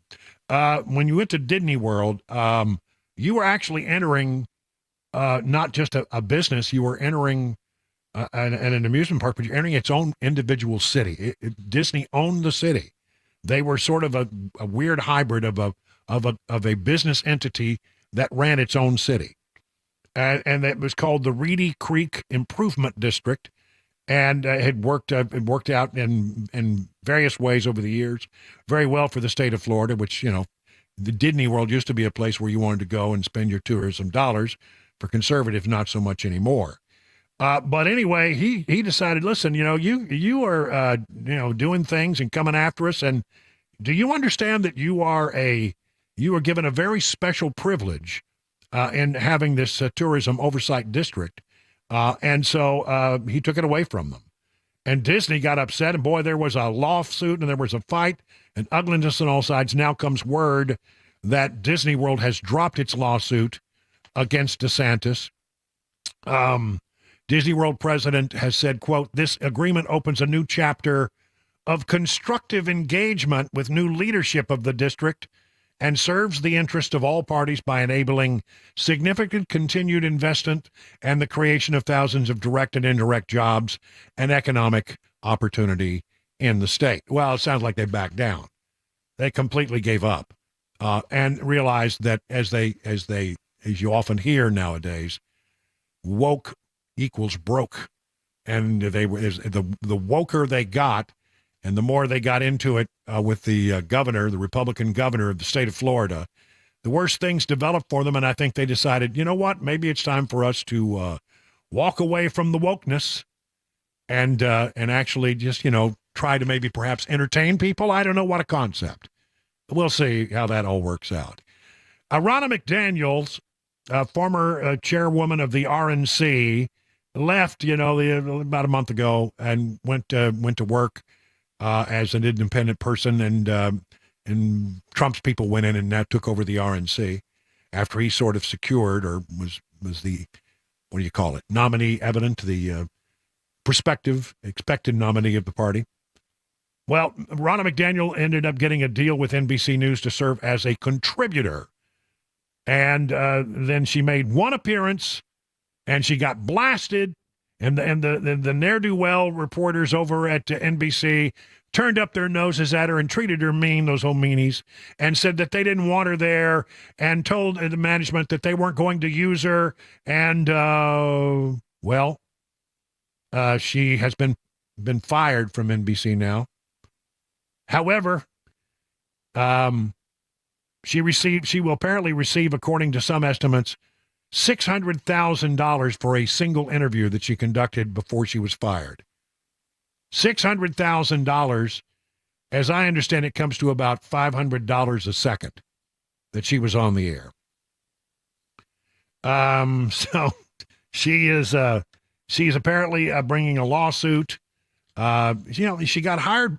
She got picked up by an agency, a promotional agency, to act as her business agent in Media Matters, and they dropped her like a hot potato.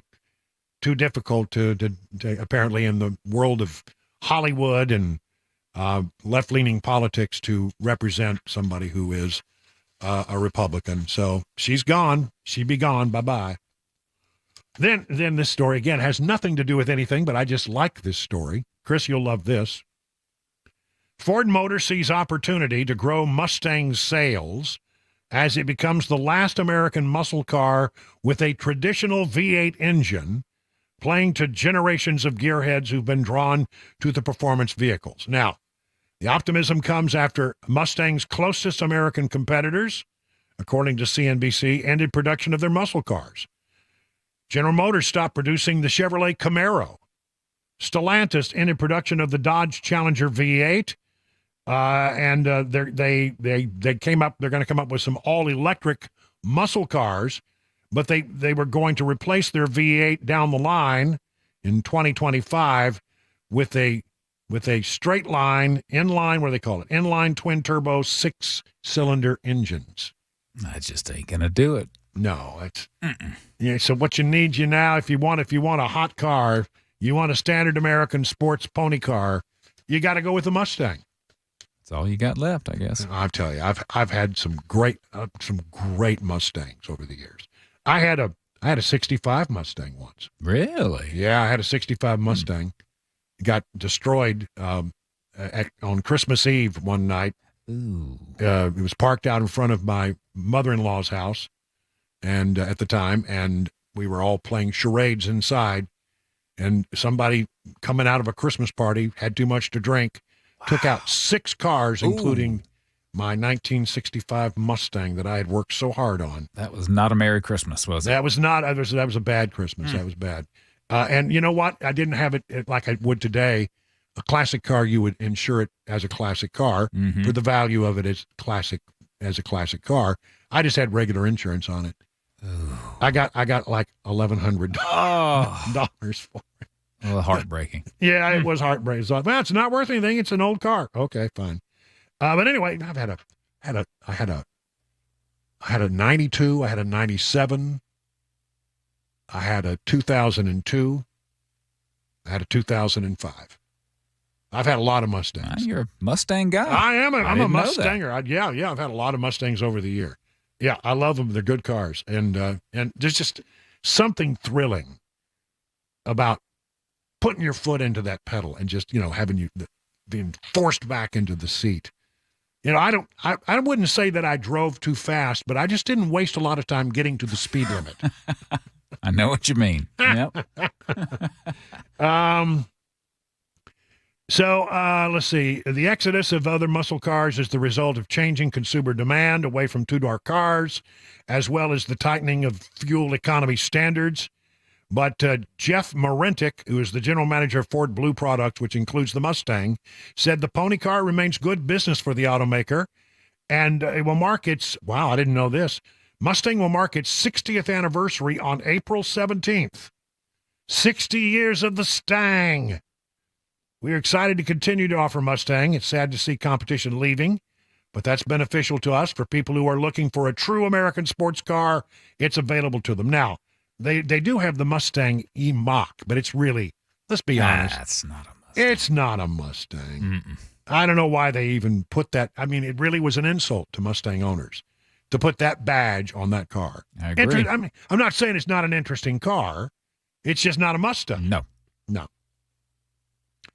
Oh, here we go. Marentic declined to discuss specific sales expectations, but noted the company has added a new V8 model for the 7th generation vehicle called the Dark Horse.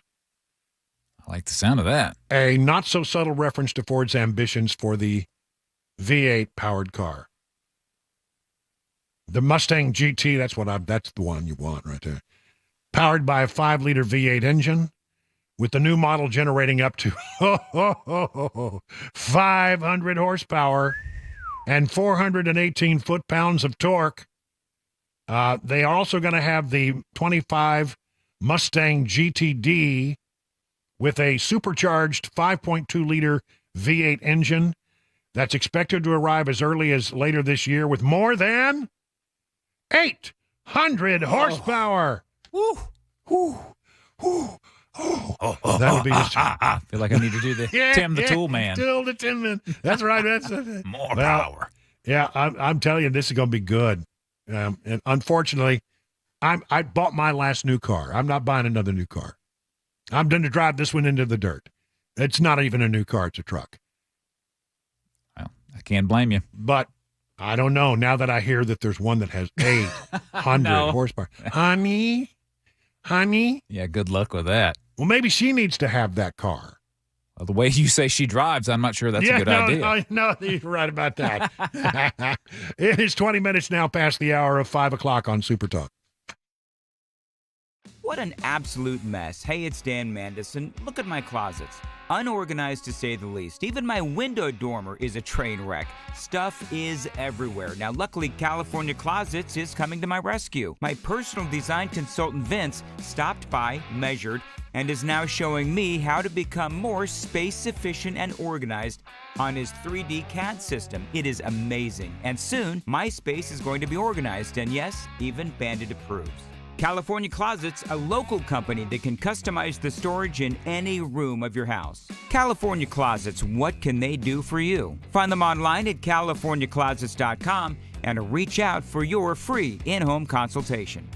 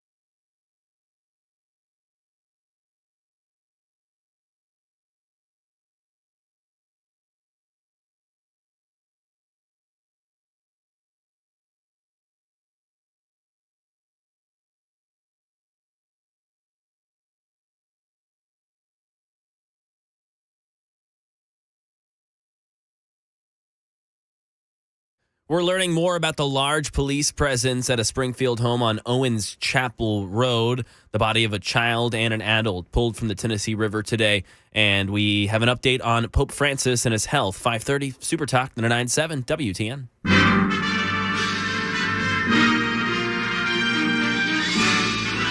Spanning the globe to bring you the constant variety of sport, the thrill of victory, and the agony of defeat. It's time for Mac Morey's Wild World of Sports. And now, without further ado, here he is, the man, the myth, the legend, the man who brings us not only the news, but a lot of interesting stuff regarding sports. Mac Morey. Good afternoon. How you guys doing? I'm doing well. I'm glad that we've got you here to talk about sports. But I have no idea what we're talking about today. There was no memo. So I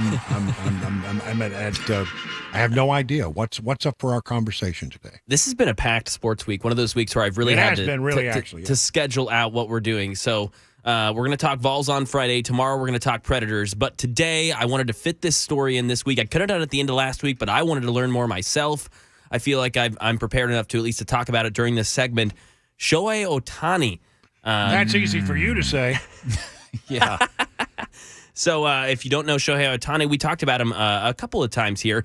He was the pitcher / very good hitter as well. He's one of the few who can do both, who signed that 10-year, $700 million contract with the Los Angeles Dodgers this offseason. This is the gambling thing, right? Yeah, okay. So this is the gambling story, exactly. So his trainer, who's also his best friend, his bellman, his interpreter, like Ippei Muzahara, does everything with Shohei Ohtani. When you see Shohei, he's 4 feet behind him. He's carrying his backpack. He's carrying his water bottle.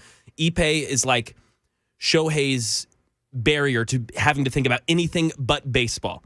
All of the other ancillary things in life, Ippei does for Shohei Ohtani until, well, now, because Ippei has been accused of stealing $4.5 million from the Dodgers star and paying it to a sports bookie. And again, they're in California, so that gambling's already illegal there. You're working with a sports bookie. So now the question is, okay, so did Ippei Muzahara actually do that? $4.5 million. Now, first off, let's just go through this. A bookie, he's having to pay this bookie back $4.5 million, meaning that he really fronted him this money, right?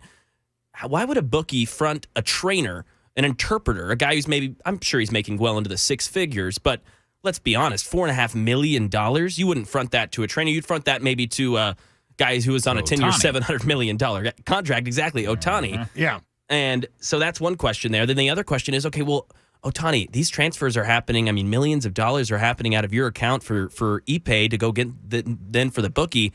How are you not noticing this money moving out of your account? And I get it. I mean, he's got hundreds of millions of dollars, quite literally, but still, that is quite a lot of money. And this is a man who lives a minimalistic lifestyle. I mean, comparatively so to these other stars. He's got a smaller house. He doesn't drive a really nice sports car. He gives a lot of his money away, quite frankly. It seems like he's been more involved in the philanthropy rather than spending it on his own. So there's lots of questions here. Is the MLB trying to cover for what is their, face of the league right now? So there's lots of questions in this investigation. It's one of those interesting things to me because, like you said, how does he not notice this amount of money going out? But I'm sure he has people to handle that. Maybe this guy was this Ippei. Is that how you say his name? Yep, Ippei. Maybe he was the one that was in charge of keeping the tally on the checkbook, and maybe the bookies were told by this guy, "Hey, don't worry about it. My guys got you covered. It's all good." And they knew the relationship between the two, perhaps. But, it's a very interesting thing because... Well, did he have power of attorney is what I'm curious. I mean, if you say he's the guy who had the ability to do things on behalf of the baseball player, look, I mean, there are people who just don't want to think about it. Yeah. I play baseball. Yep. Let's make sure that, there's money in my account when I need it, and you take care of everything else, and you sign over a limited power of attorney to handle certain things. I wonder if he had that power of attorney.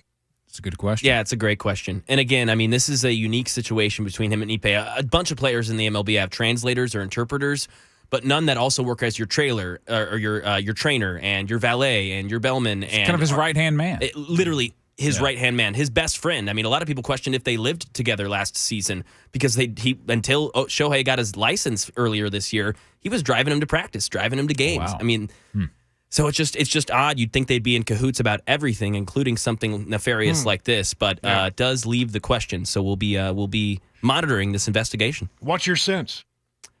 I think Shohei's guilty, but I think he was in on it. I think he's in on it. That would be my take, and my next take would be that the MLB is never going to let you know that for sure, and they're going to cover this up.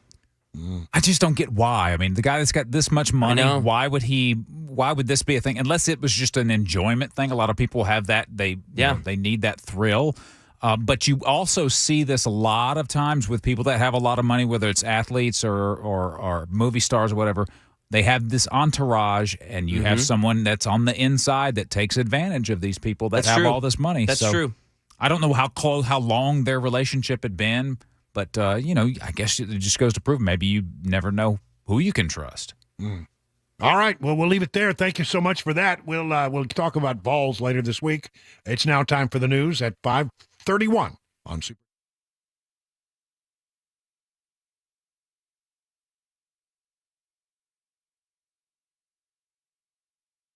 5:31, I'm Mac Morey with your top stories. Currently 57 degrees, sunny afternoon in Nashville. Latest traffic report, weather forecast in 5 minutes. Right now in Tennessee, it turns out that large police presence of officials at a Springfield home on Owens Chapel Road is connected to a 20-year missing persons case.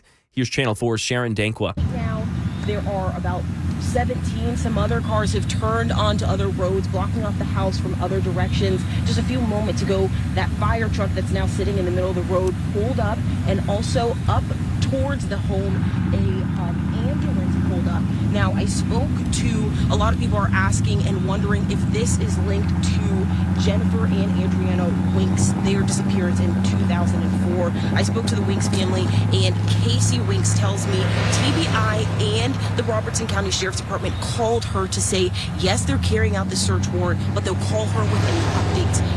And TBI is on the scene as well as Robertson County authorities. Staying here in Tennessee, the body of a child has been pulled from the Tennessee River on the Perry County side. Officials now working to recover the body of an adult, and there is no identifying information about those two bodies. They don't believe that is tied to any ongoing missing persons cases. And amid recent concerns regarding his health, Pope Francis gearing up for a busy stretch with Easter right around the corner. Here's Ines de la Catera. Pope Francis appearing to be in better shape on Wednesday, reading out pre-prepared remarks for his weekly audience in full instead of asking an aide to do it, as he's been doing in recent weeks. The 87-year-old's even making a few off-the-cuff remarks, once again appealing for peace in Ukraine and the Middle East. Over the weekend, the Pope skipped the Palm Sunday homily, raising concerns about his health. And that is the latest news, traffic, and weather next. I'm Mac Morey, WTN News.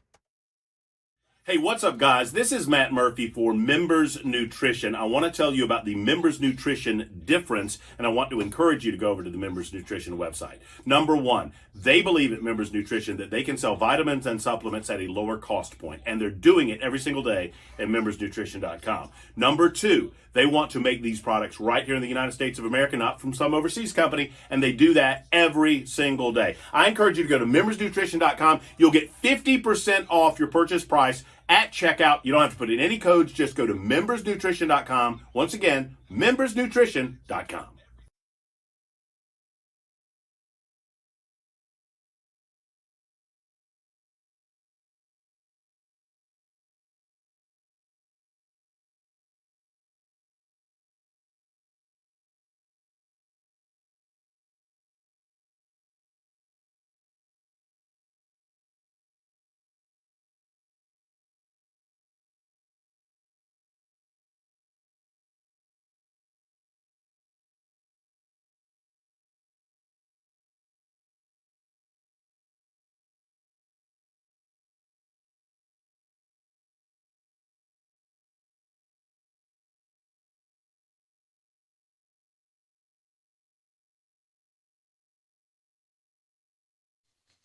Let me tell you about the guys over at Johnny Fleeman's his two different restaurants, Brass Lantern and Legends Restaurant. You know, Johnny's been running these places for now 35 years in Middle Tennessee, and he appreciates your business. And as they celebrate 35 years, he wants me to tell you a little bit about their daily specials. Monday, they have the chicken fingers with fries and coleslaw, $8.99. Tuesday, coleslaw cooked 8-ounce prime rib and a side for only $18.99. Wednesday, it's a 6-ounce choice sirloin with a side for only $8.99. Thursday is hamburger steak day, and that's $8.99. And Sundays, they have 3 pasta dinners. Take your choice, each of them $9.99. Remember, for 35 years, the Brass Lantern and Legends restaurants have given you authentic, made-from-scratch, delicious recipes at affordable prices. That's what it's all about. Good food at a very reasonable price. And they want you to remember their daily lunch specials, which start at an amazing $6.99. Also, don't forget to pick up some of those delicious Johnny Fleeman products at your local grocery store. You're going to love your next visit to the Brass Lantern and Legends restaurant nearest you.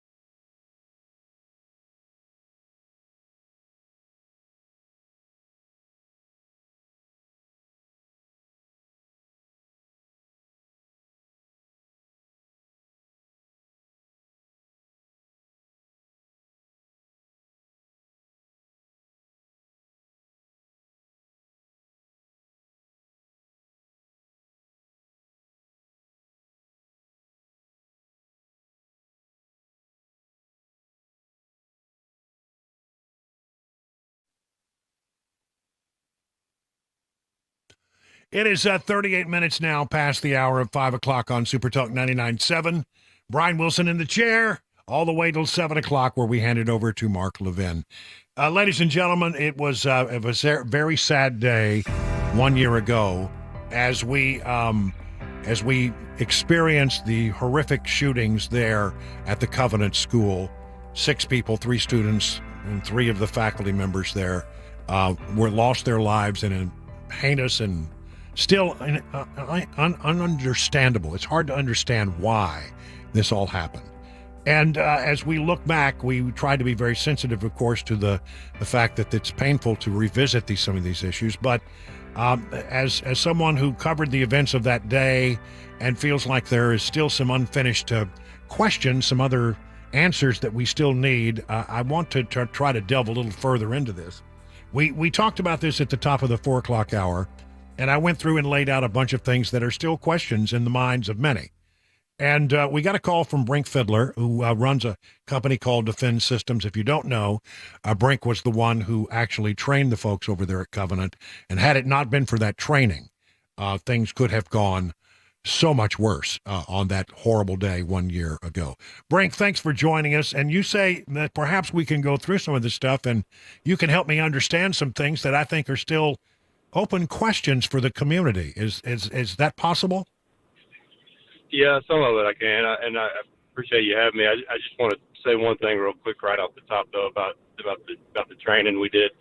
A lot of people have talked about that, and I understand why, but I want to make sure that the teachers are the story here. You know, I mean, I've seen police officers, you know, freeze under less stress than those teachers were put under. So yes, we gave them tools, but they're certainly the ones that had to perform. So I just want to make sure that everybody knows that. Yes, that's entirely true, and remarkable that day. I know that you have had a chance to go back and do an after-action report, which is, of course, what you want to do in a situation like yours after going through a training, and then you have something happen. The question then comes, what were the lessons? How can we perfect what we're doing? How can we make schools safer? How can we improve the training? And I know that you've done that. What do you think were, from that perspective, the biggest lessons that you learned as you went back and looked at what was knowable post the attack? We did a walk through the crime scene 48 hours after, and it's the hardest thing I've done in my life because I've seen all that stuff in law enforcement, right? But it's very different when it belongs to people that you knew, people's kids that you knew. It's tough, but we kind of reconciled having to do that with what you just said. Like, if we don't go in this building and look at this, it could literally affect somebody's life, right? Because of what we do. I wouldn't change. I went in there, and the takeaways are I wouldn't change anything about the training. I think a lot of people don't understand the kind of the timeline stuff from what happened there. And I'll say this: physical security is fantastic. Keeping bad guys out of the building is obviously preferred, but a little known fact about school shootings or school attacks is that over 80% of them are conducted by current or former staff or student. So they're probably going to know how to get in your building, right, if they went to school there or worked there. So that's why we focus where we do. And then on the timeline side of the house, like, every person that was killed in under 3 minutes. So the smoke generated by her rifle when she shot the first victim, which was Mike, as soon as she came in the door, that set off the fire alarm. That's what caused the confusion. That's why the kids were in the hallway. But after the school realized what was happening, she didn't get anybody else after that. And she was in that building an additional 11 minutes. And so that's a real testament to those teachers that either got out or locked down and did what they were supposed to. And I'm not taking anything away from the cops. Obviously, those are my people. They did a phenomenal job when they got there. But if you look at the body cam footage, when you see Rex open the door to the school, that's 12 minutes into the attack. So, right. What are we doing for those 12 minutes to preserve life? And again, that's why we focus where we do. And this was, I think, one of the concerns that I have. And look, the training did kick in, and you're right, and they did the things that they had been taught to do, and numerous lives were saved. But look, I know this is a difficult question, but in a situation like this, from the time they arrived on the scene to the time the threat was eliminated, was 2 minutes and 13 seconds. But it took them quite a while to get on scene, which is why you need training like yours. But is that acceptable? To me, a 7, 8, 9 minute response time is a little slow. Even the chief says that he would like to be there in 2 or 3 minutes once the time somebody says we got an active shooter.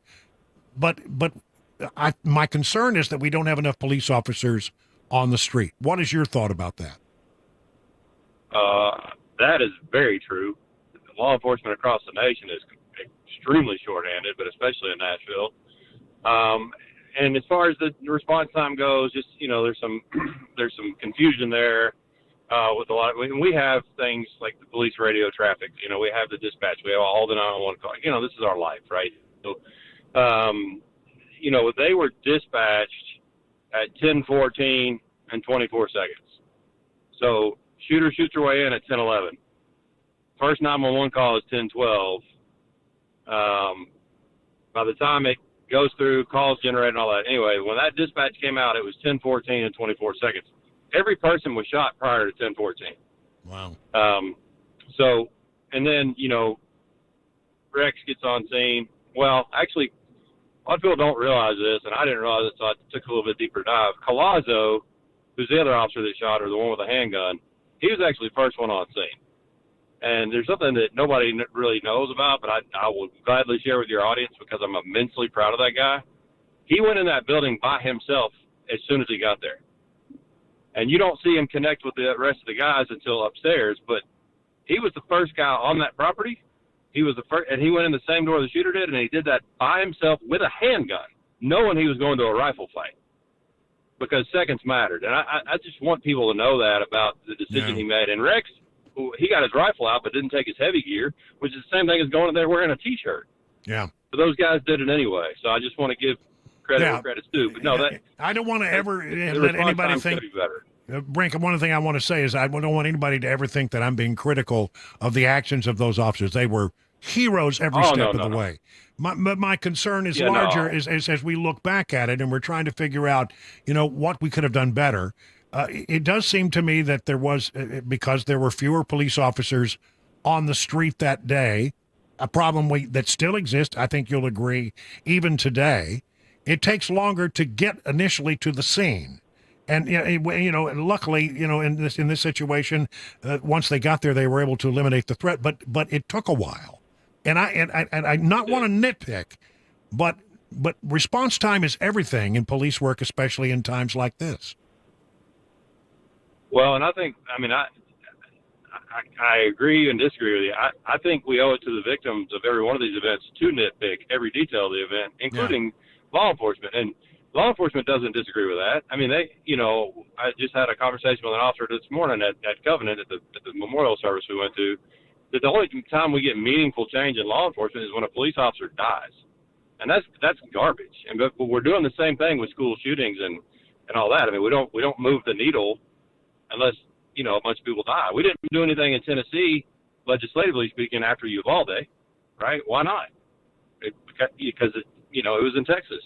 So, I mean, I get frustrated with it, but anyway, I know that's not all what you wanted to talk to me about. You want to talk to me about some of the stuff I called in that I can shed a little bit of light on. I got to be careful on what I can say and what I can't. Are you talking about the stuff the questions that remain about the shooter? Because those are the questions, the other question I have. Okay, so we have the police chief on the day of the shooting saying the following.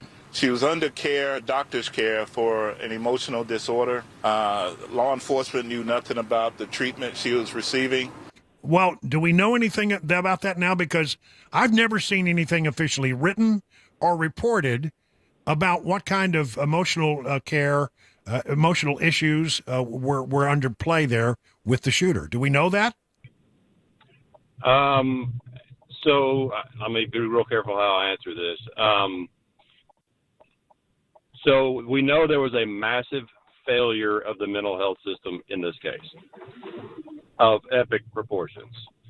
Failure to report, all sorts of things. And due to a lot of those questions, I know a lot of people think, well, this case is closed, the shooter's dead.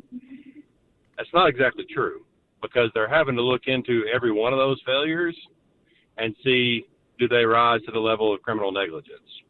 But that's stuff they can't talk about. I can, because I know it's going on, but even us are shielded from a lot of the details, right?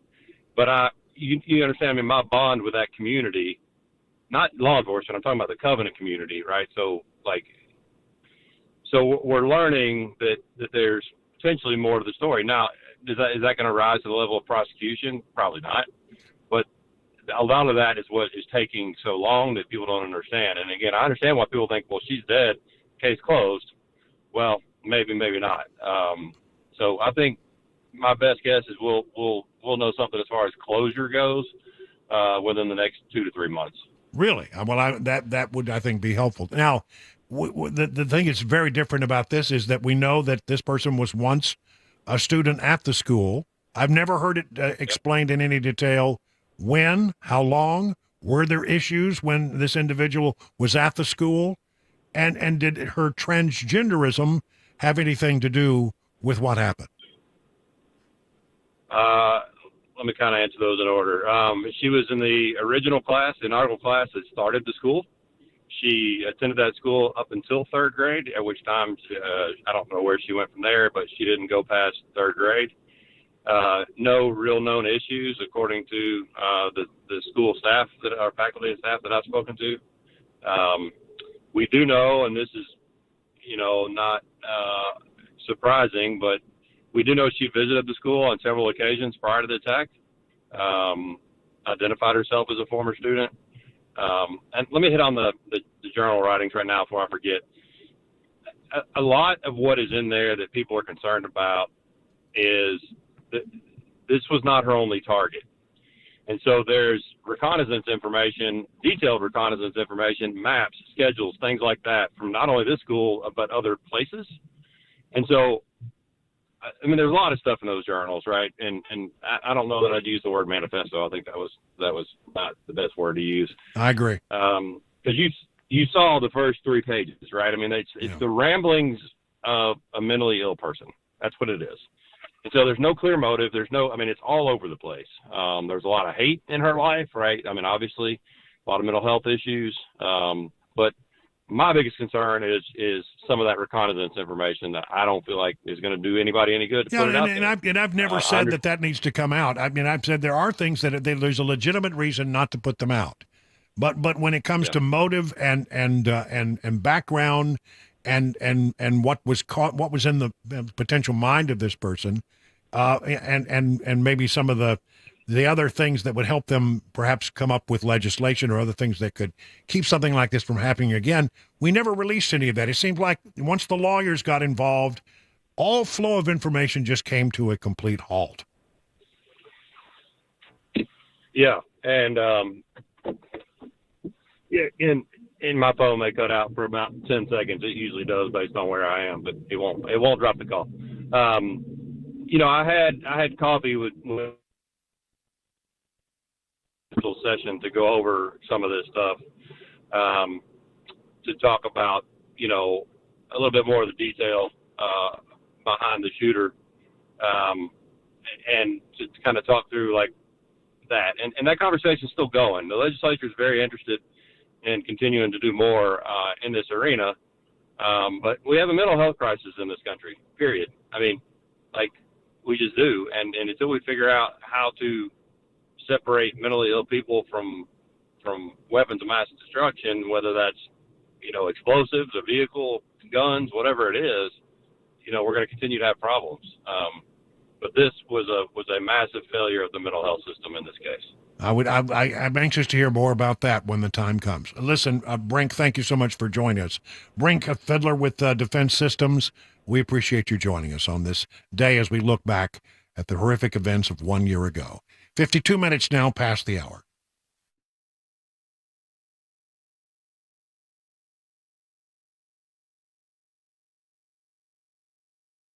All right, let's talk about your air conditioning, because, now we're getting into the time of year. We're going to be in the 70s before this week is out, and you're going to need your air conditioning, and I'm just curious, how's it working? Do you have problems? You got concerns? Well, then what you need to do is call the number I would call, 615-775-7833. That's the number to Busy Bee HVAC and Plumbing. Listen, here's the thing. You really need to make sure that you got all your systems operating, and the way you keep them operating is with preventative maintenance. And that's what becoming a member of the Beehive Club is all about. $99, 3 thorough maintenance services. It's where it starts, $99. 3 thorough maintenance services on your systems, one aimed at heating, one aimed at cooling, one aimed at plumbing. No overtime charges 24/7, 10% off all repairs. Busy Bee Plumbing, Heating, and Cooling is your official Rude Pro partner. So for satisfaction guaranteed, call Busy Bee Plumbing, Heating, and Cooling at 615-775-7833 or learn more online at busybehvac.com.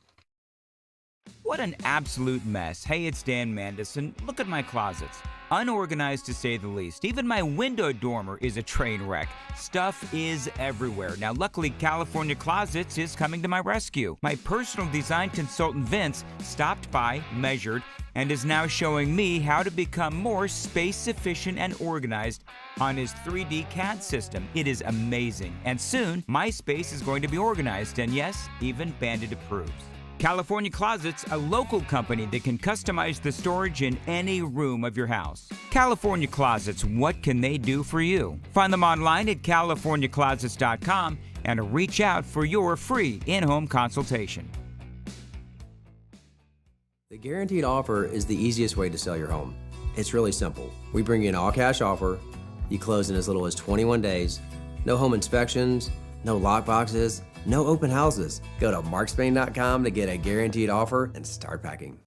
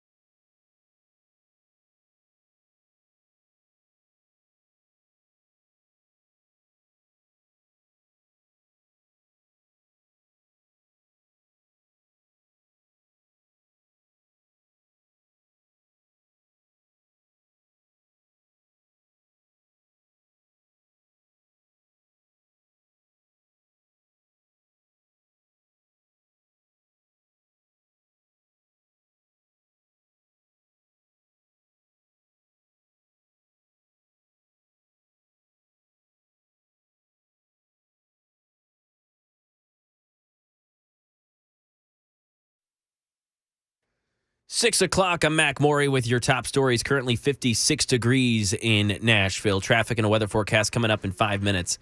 Crews are searching for remains of 6 construction workers who were fixing potholes on Baltimore's Francis Scott Key Bridge when it collapsed in a collision with a container ship yesterday. Ike Ajaji reports we have learned identities of 2 of the missing. Miguel Luna, who's an immigrant from El Salvador. He's also a husband and the father of 3, who's in this country for 19 years. We're also learning of another individual. His name is Maynor Suazo Sandoval. He's also an immigrant from Honduras. And they've now confirmed, along with their families to ABC News, that 2 of them were among the 6 individuals who are now presumed dead. Here in Tennessee, violence at Tennessee schools. A student at Antioch High School was arrested after he repeatedly told a school official that he intended to, quote, blow up the school yesterday.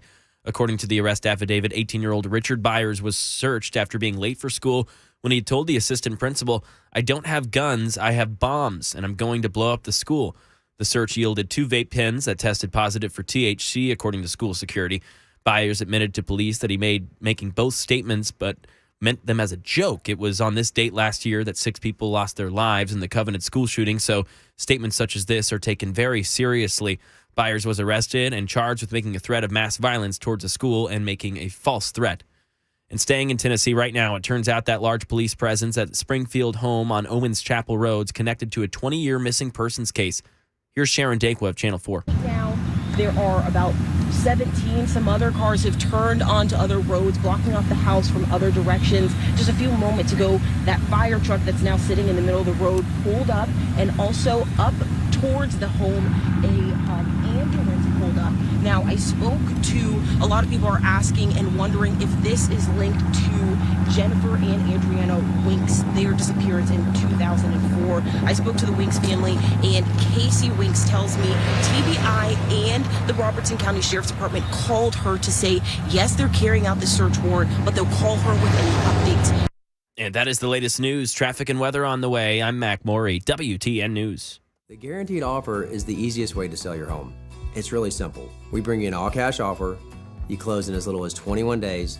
No home inspections, no lock boxes, no open houses. Go to markspain.com to get a guaranteed offer and start packing.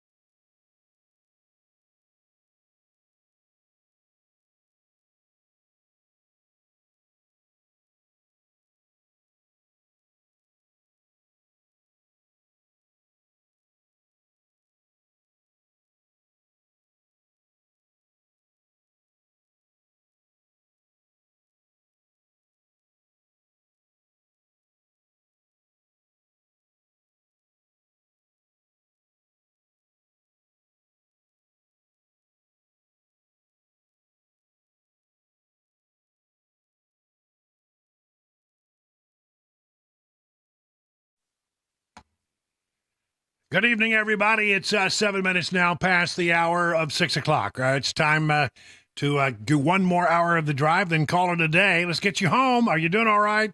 I mean, boy, I tell you what, the sun this afternoon was just beautiful. It didn't really heat up very much, but what I'm looking at the forecast here, I think we got some nice weather coming down the pike. I'm ready for some warmer weather. Let's see I was just checking out here. Let's see.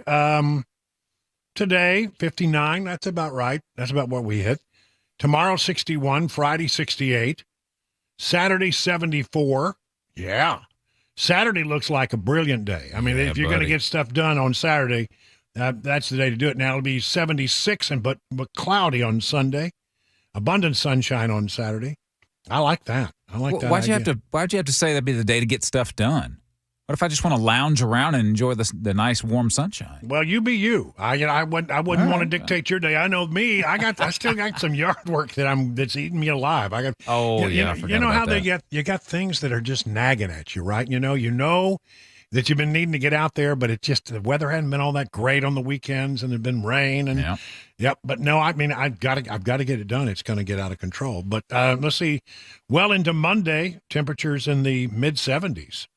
So that's good. And then I think there are going to be some cool nights. Friday night going to be kind of cool.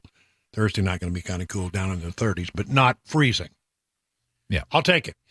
Can I just say that I really appreciate Brink Fiddler from being on from Defend Systems to sort of talk about some of the things. When I set up the day and I had all these questions and I pulled all these old sound bites from the day of the Covenant shooting a year ago.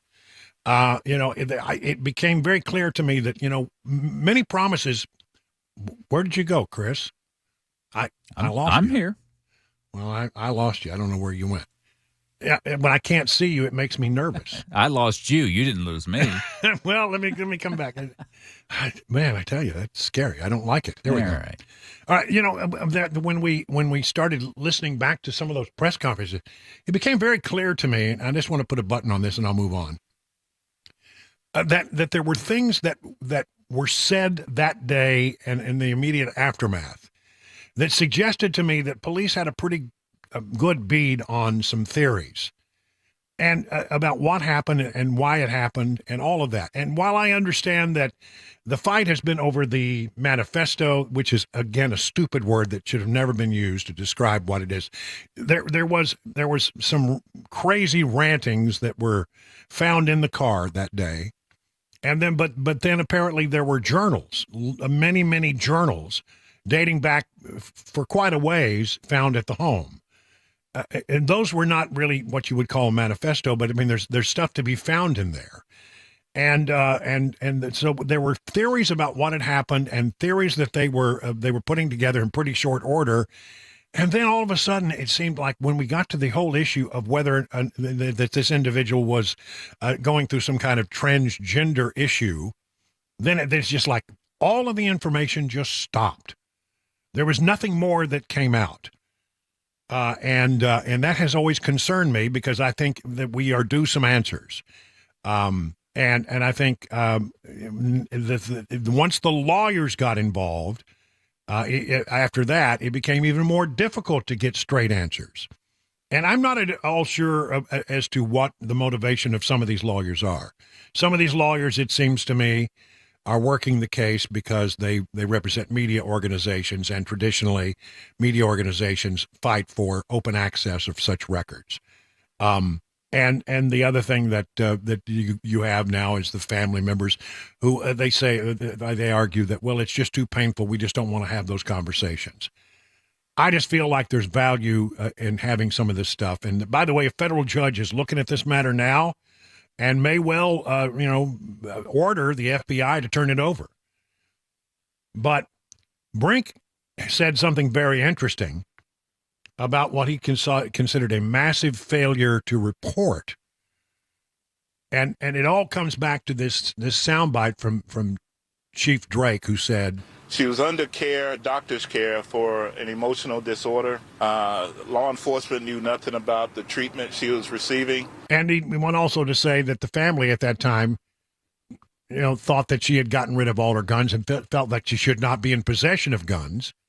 But she had hidden guns and bought them legally. And so there was, as Brink put it, a massive failure to report.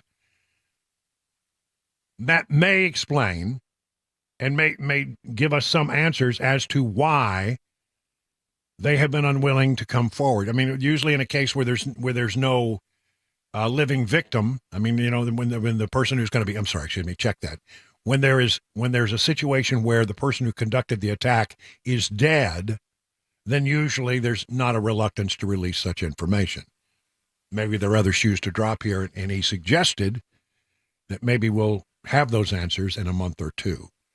I just think it's gone on too long, and I think we need the answers, and I wait for those answers, but very revealing and eye-opening, and I thank Brink for taking time to volunteer to try to walk us through that much as he possibly can. It's a sensitive matter, and again, boy, what a day it was 1 year ago. I mean, I happened to find about an hour of our coverage that morning. Pamela Furr and Dan Mandis and I, and then Matt Murphy joined us from the field. And it was really just a terrible, horrible day.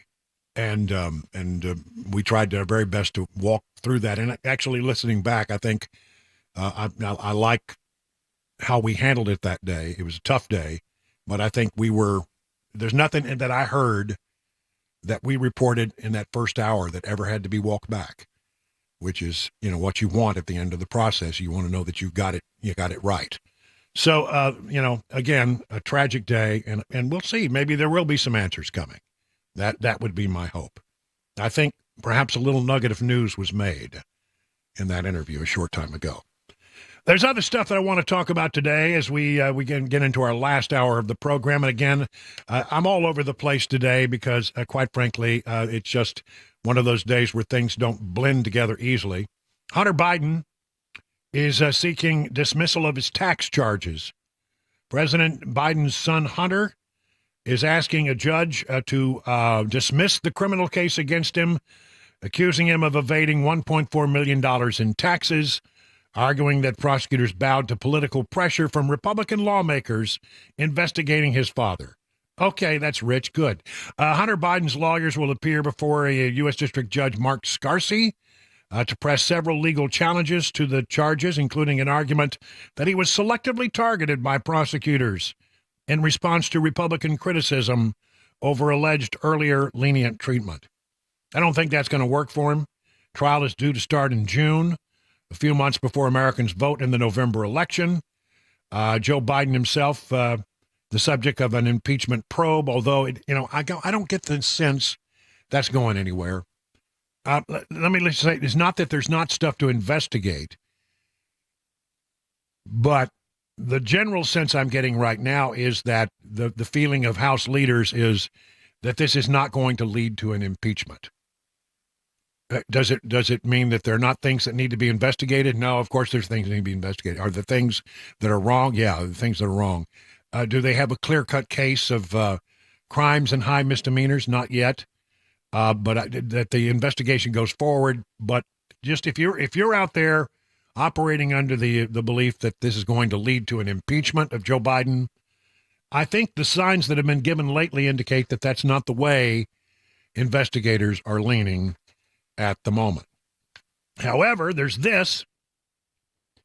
President Biden's brother, James, has reportedly been the subject of an investigation by the Justice Department as part of a larger examination of a hospital chain that is reported to have received improper Medicare payments. Federal investigators in South Florida recently probed transactions linked to Jim Biden as part of a criminal investigation, according to two people familiar with the matter, this according to redstate.com. The investigation remains open, according to one of them. Meanwhile, Justice Department officials prosecuting an ongoing Medicare fraud case in Pennsylvania were seeking information about the activities of President Joe Biden's brother as recently as last year. According to a third person familiar with that case, all three were granted anonymity to discuss sensitive matters. Revelations add to the potential legal minefield surrounding the First family at a time when House Republicans are pursuing an impeachment inquiry aimed at the Biden family business dealings, and Hunter Biden faces federal tax charges in California and gun charges in Delaware. The hospital chain in question, AmeriCorps, has already suffered one healthcare entrepreneur pleading guilty to Medicare fraud in Pennsylvania.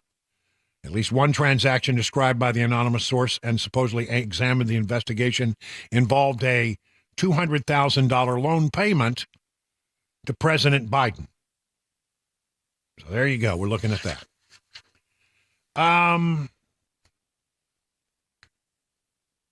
As far as Joe Biden is concerned right now, of course, when you talk about 2024 election politics, his numbers are not looking all that good. Let me just pull up. We haven't done any numbers today. I'll just give you the latest Real Clear Politics average of battleground polls and where things stand.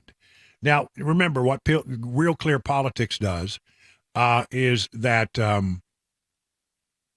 it takes all of the polls that are out there in a particular state, let's say like Arizona, and they take them and they average them all. And so, the idea is that, by averaging polls, you're getting a bigger, look at numbers, a larger sample out there, and that the numbers probably on average are going to be closer to where things truly are. So they take all of the big polls, and there's a lot of them out there, and they average them out, and this is where we stand now as far as the key battleground states. Wisconsin, tight as a tick. Trump leads by 0.8. All right. Arizona, the average of polls, Real Clear Politics average of polls in Arizona show Trump leads by a pretty sizable 5.2. That's just, I think, right on the cusp of being outside the margin of error. Georgia, Trump 5.2. He leads by 5.2. Michigan. Now, this is where you see a lot of volatility. Some polls look good for Trump. Some polls look good for Biden. Michigan, though, on average, when you average out all the numbers, Trump leads Biden in Michigan by 3.5. Pennsylvania, it's again tight as a tick when you look at the averages. Some polls show Biden doing very well. Some polls show Trump doing very well. But the average has it nearly tied, Trump leading by 0.2. 0.2. North Carolina, Trump leads by, on average, 4.4. And in Nevada, Trump leads by 3.0. Are these numbers tightening up a little bit? Maybe. But again, technically, when you look at it, Trump leads in all of the 1, 2, 3, 4, 5, 6, 7 battleground states. Sometimes not by much. Obama is out there apparently working around the edges, trying to help his friend Joe Biden. I think two things are going on. Number one, Obama still really is the person who is the power broker of the Democrat Party. Joe Biden may be the president, but the person who really is pulling the strings, the person who's still in complete control and who is adored by Democrats everywhere is Barack Hussein Obama, and he's still out there playing in the margins. But he was over at the White House not long ago. It was ostensibly about, what was it, the 14th anniversary of the Affordable Care Act? 14 years ago. Wow, that seems like not that long ago, but 14 years. But there've been a lot of conversations that are going on. Obama's keeping his relationship with Biden to be very close. They talk, they have luncheons on occasion, they stay in touch with one another. But what you also are hearing is that Obama doesn't have any problem at all picking up the phone and calling the president's chief of staff and having serious conversations about strategy with him, going essentially around the current president of the United States. One wonders, if we get closer and closer and closer, is he the guy who has to pull Joe aside and say, Joe, it's not happening for you. We need to do something else. When would that happen? He's the only guy who can do it. But it's interesting because now CNN and The New York Times are all out there with stories talking about the influence that Obama still wields in Joe Biden's White House and in Joe Biden's campaign. And he's still very much a player and letting it be known now that he's a player. In regard to stuff that's going on on the southern border, we'll get to that in just a moment. 22 past the hour.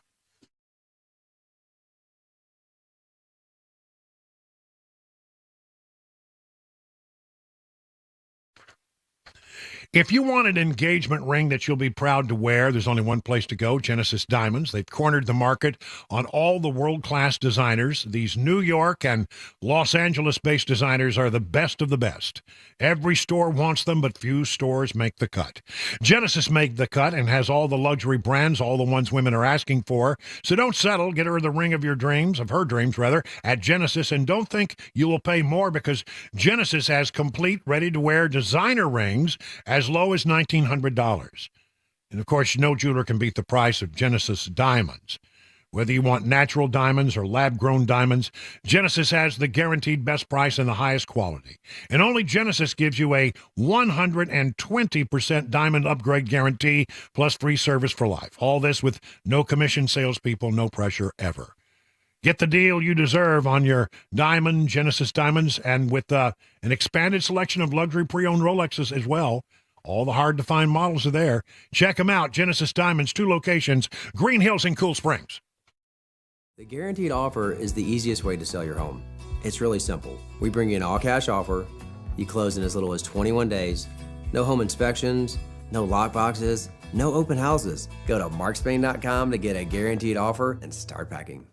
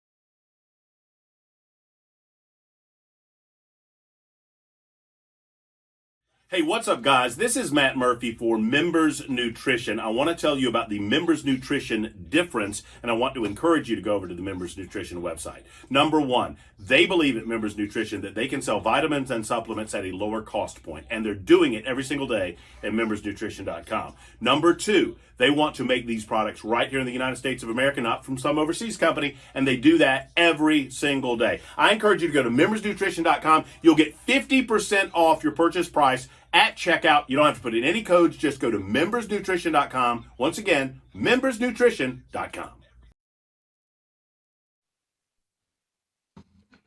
It is 27 minutes now past the hour of 6 o'clock on Super Talk 99.7. This one will hack you off. New York State has started handing out prepaid debit cards to illegal immigrants. Yeah, you wonder why they want to come to New York. New York City officials on Monday started handing out prepaid debit cards as part of a $53 million pilot program. $53 million pilot program that has drawn criticism over the prospect of free money, incentivizing more unlawful border crossings. It's like they're doing everything they can. Come on in, free money. Come on in to New York City. We'll put you up. We'll give you free money. That's insane. The first batch of cards given out on March 25th to a handful of families will expand to roughly 460 people by next week. New York City Mayor Eric Adams' office confirms the pre-card program, under which New York awards a $53 million contract to a company called Mobility Capital Finance to create and distribute the prepaid cards called immediate response cards. Under the program, the cards should be delivered to the Roosevelt Hotel, the first touch point for illegal immigrants arriving in the city, with records indicating that the first to receive the cards will be families with children. City Hall said the prepaid cards can only be used at bodegas, grocery stores, supermarkets, convenience stores, and recipients will have to sign a pledge promising to use the cards only to buy food and baby supplies. Let's see how that works out. Yeah, that'll work out just great, I'm sure. Mr. Adams, the mayor, was asked, well, isn't that a way to appeal people to come to the United States? You're sending a mixed message. The mayor stated, attempts to dissuade illegal immigrants from coming to New York City. No, it sends a mixed message when it's distorted. He gave his team a clear directive to bring down costs related to the provisions of services to illegal immigrants in the Big Apple by 30%, and he said the cards are part of that initiative. I don't know. I mean, I still think if you are going to be handing people debit cards, that they can come to New York City, that they're going to put you up, they're going to find you a place to live, and they're going to give you credit cards that you can go to the grocery store and spend money. What is the motivation to not come to New York City? Well, he says, well, it's cost effective. It'll save, he says, over a year, it'll save $7.2 million. Spending $53 million to save $7.2. I'm not sure I follow. 30 minutes now past the hour of 6 o'clock on Super Talk.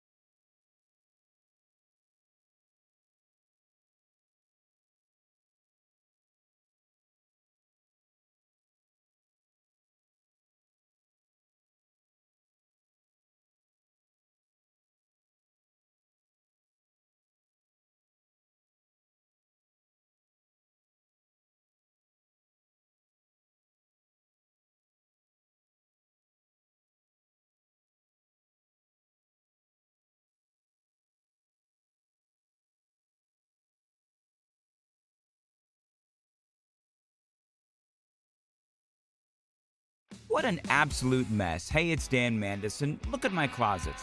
Unorganized to say the least. Even my window dormer is a train wreck. Stuff is everywhere. Now, luckily, California Closets is coming to my rescue. My personal design consultant, Vince, stopped by, measured, and is now showing me how to become more space efficient and organized on his 3D CAD system. It is amazing. And soon, my space is going to be organized, and yes, even Bandit approves. California Closets, a local company that can customize the storage in any room of your house. California Closets, what can they do for you? Find them online at californiaclosets.com and reach out for your free in-home consultation.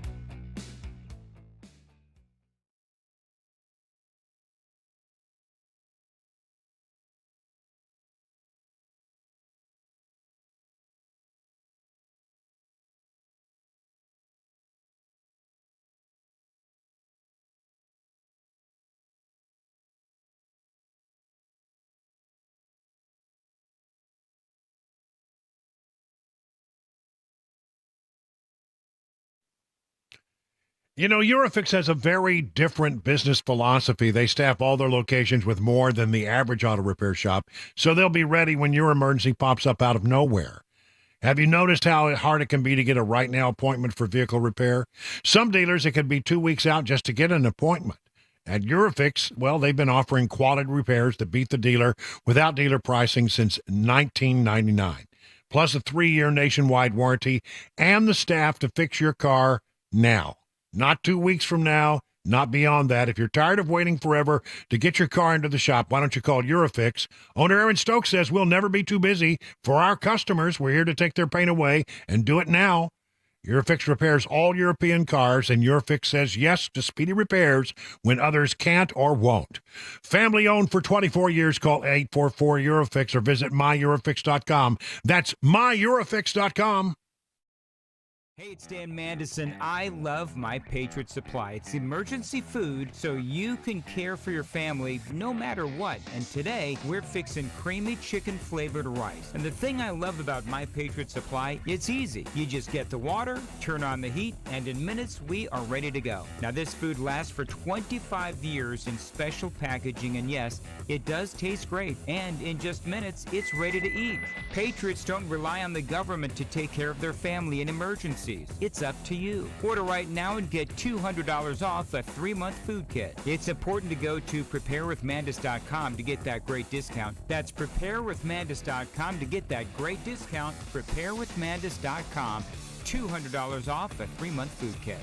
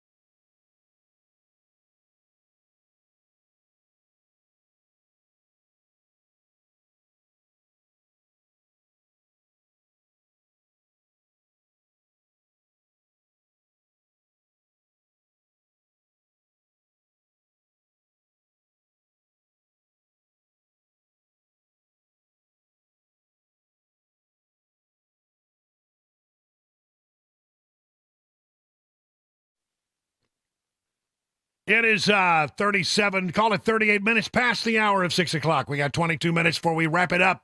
hand it over to the news, and then after the news, it's Mark Levin, the great one.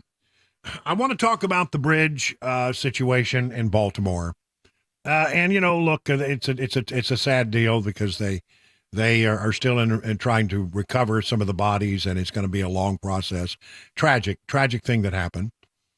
Let me just say that as we look into it more and more and more, the way I look at it, it seems to be a pretty clear-cut case. And I'm always surprised that other people look at this stuff and see, that there's some kind of vast conspiracy at play. This appears to be a situation where a massive ship. I just got this statistic: 1,000 feet long. 1,000 feet long. So that's like what? A football field, right? That'd be 300 feet. So three football fields long. Yeah. Good Lord. 3 football fields long. 96,000 gross tons. I just looked it up out of curiosity. Your average aircraft carrier is around 100,000 gross tons. So this is about the size and weight of an aircraft carrier. Now, it was traveling at the time of the accident when they started to have problems at 22 knots, which is about 25 miles an hour. And you say, well, that's not a tremendous amount of speed. Well, an aircraft carrier travels generally, some of the numbers are classified, but generally cruising speed of about 35 knots. I read the other day that if you were to be on an aircraft carrier and it's going just through the water, no wind at factor, and it's doing 35 knots and you turned off the power, guess how long it would take for the ship to come to a stop? 3.1 nautical miles. Wow. Because there's just that weight. Once you get that weight moving, and that's just the resistance of the water causing it to slow down. So, you're talking about a ship that 35 knots would take 3 miles. Let's assume that 25 miles, it would be 25 miles an hour, or 22 knots, it'd be a couple of miles to shut that thing down, without having, any other things at play. So the thing that I need you to understand when you look at these pictures, and again, you're looking at a compressed shot, so you're not getting a true sense of depth of field. That's one thing you must consider. The other thing you got to consider is that they have, for purposes of television, to make it more interesting, they have sped up this video. I mean, this video, when you see the bridge, you're looking at something that is running faster than it was in real time. All right, so those two things, when you look at those, then you have to say, well, this is a little different. If I could see it, the real original tape, it would probably look a little different to me if it weren't such a compressed shot where you really have no ability to judge depth of field. Maybe you would have a different feeling about it. But one way or the other, it seems to me that there was a power failure, and apparently the power failure may have been the one that you see on the tape. That may not even be the first one. I'll tell you why I say that is that this happened in relatively short order. They were able, let me see to get the story here. Here it is. Baltimore police say they had roughly 90 seconds to halt traffic on Baltimore's Francis Scott Key Bridge after hearing a warning that a container ship was about to hit a structure. So understand, the captain of the vessel is struggling with power issues. The power goes out. What happens? You ever been in a bass boat? Just a ski boat, any kind of boat? And you're going along and you lose power? What do you lose? The ability to steer. You have no steering capability without the turbines turning. That's where the steering comes from. So you lose all ability to steer. He realizes, I've got a problem. I better alert the harbor master by radio. He radios to the harbor master saying, we're adrift. You need to shut down the bridge. Harbor master picks up a hotline to the Baltimore police. The Baltimore police are able to actually turn on the red lights or do something to stop cars from coming. and they had roughly 90 seconds from the time they got the first word until the ship hit the bridge and knocked it out. They had 90 seconds to stop the traffic. So that gives you some idea of the timelines that we're talking about here. It wasn't 10 seconds. It wasn't 15 seconds. It was about 90 seconds. Again, you got to understand that what you're seeing here is a sped up video, and that's why it looks different, I think. So in 90 seconds for that thing to and of course, even if you're just doing 22 miles an hour, when you're talking about 96,000 gross tons going through water, it's going to take a while for that thing to slow down. It's not something that, you're adrift, and you're adrift in the various whatever angle you were on. When the power drops out, that's when you continue to go straight, right? Power comes back on. He's now trying to regain power, trying to get the engines up and running. Understand, on the bridge, the thing has been plunged into darkness. They lost all power. And so he gets the thing fired back up again. And now he realizes, man, I'm in trouble. I got to try to turn this ship. So he tries to turn the ship, and then the power goes out again. And once again, you're adrift in whatever direction you were going at that very moment without the ability to steer any further. And then the power comes back on, but at this point, it's too late. You're going to hit that pier, and there's not much you can do about it. And so it seems to me, this all is, the real question is, what was going on with the powertrain? Why were the engines going out? There are legitimate questions to be asked here, but I'm just baffled by the amazing people on the internet who look at this and say, well, I know better than people who were there. I know better. I'm here in Middle Tennessee, and I have an opinion that this was all planned. This looked like they were aiming for that pylon. No, I don't think so. I just don't think so. I with all due respect to your nautical training and your understanding of how to propel 1,000-foot-long ships through the water, I don't think you have this one right. And it always surprises me, because there seems to me, if you really look at it and you really study and you look at all the facts, they say, well, why didn't they throw out the anchor? Well, apparently they did, but 50 feet of water, it's a dredged channel, that's soft mud. Even if you were to launch the anchors, it's very unlikely that it would be able to stop the ship in time. So I think they were doing everything they can. And you have to understand, it's sort of like that scene from with Sully Sullenberger in the movie that Tom Hanks played. Remember that? It may be in a perfect world. Some of the people who had tried to recreate and said, well, you could have made it over to this airport, or you could have made it to this airport. And Sullenberger said, well, let's get ready. Let's get real. You've got to understand the human factor in all of this. The human factor is that we didn't know there was going to be a bird strike. In this particular case, the captain wasn't unaware that there was going to be a power failure or two of them. And so you're trying to grasp what's going on in real time and react to it, and you're never going to react perfectly. So again, I'm always baffled by people who immediately assume that they need to put on the tinfoil hat and assume that this is something that seems to have a fairly straightforward explanation. They had a power failure. Now, the question is, why did they have a power failure? That's what you need to know. But the rest of it, to me, makes sense. I don't look at it and say, well, it's some kind of amazing black swan event. And by the way, some people that I actually respect said that. And I said, where in the world are you getting this? Is it going to have an economic impact? Yeah. Was that the whole idea? Well, we're gonna put the economy of the United States in a bind by running into a bridge. I just that's too clever by many steps. So I just don't know. I don't know why people do that, but they do. Sometimes, as they say, Occam's razor. You ever hear of Occam's razor? It's that the easiest explanation is usually the right one. And now, why did they have power failures? That's a good question. Now, this story from the Wall Street Journal is asking that very question. And again, they're throwing out a speculation, but I think it's a reasonable thing to be looking at. Where was there dirty fuel? The lights on the Dowley began to flicker about an hour after the ship began its voyage early Tuesday. A harbor pilot and assistant reported power issues and loss of propulsion before the crash.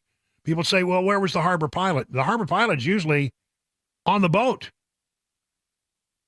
The vessel went dead, no steering power, no electronics, said an officer aboard the ship. One of the engines coughed and then stopped. The smell of burned fuel was everywhere in the engine room, and it was pitch black. The ship did not have time to drop anchors to stop drifting, and they issued a mayday before the accident. Blackouts at sea are apparently aren't common, but they do happen, and have long been considered a major accident for risk of ships. One cause is contaminated fuel that can create problems with the ship's main power generators, says Fotis Pogalatos, a naval architect in Athens. A complete blackout could result in a ship losing propulsion. Smaller generators can kick in, but they can't carry all the functions of the main ones in time to fire up. The investigation will include reviews of the vessel's operations and safety records, as well as the owner and operator. There are some questions about this ship and some past issues. Fair game. Here's what I'll say to you about this. One of the organizations I covered in Washington from time to time, not every day, you didn't need to cover them every day, but covered them quite a bit, the National Transportation Safety Board. Independent agency. They're not really a federal agency. They get money from the federal government, but they're completely independent. Nobody messes with the NTSB. They go in and they get the answers. And I am certain that over time, they will have the answers. They will be able to get the answers. They're incredibly good at what they do, whether it comes to plane crashes or train incidents, or in this case, a ship hitting a bridge. So we will get the answers. We'll get the answers, and I have a feeling it is not a black swan event. It's now 50 minutes past the hour of 6 o'clock on Super Talk.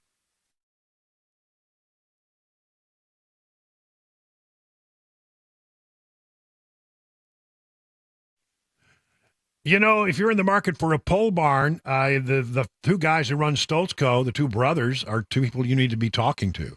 Exceptional quality, craftsmanship, fair prices. They can build your new pole barn to your specifications with your needs in mind. That's the Stoltz Co. difference. You can use pole barns for all kinds of things. It can function as a classic tool and work barn, a garage, or even a place to live. Flexibility is key. And what they do is they make it look like a barn. But they give it the reliability of modern materials and techniques to give you a finished, sharp-looking barn that will stand the test of time. They don't scrimp on quality. They don't cut corners. They believe their customers deserve only the very best. Do me a favor, go to their website, stoltzco.com, STOLTZCO.com. Take a look at some of the things they've done from other people, and then I can promise you what you're going to want to do is you're going to want to look at giving them a call, 615-622-5992. Stoltz Co., where quality workmanship and great customer service is affordable.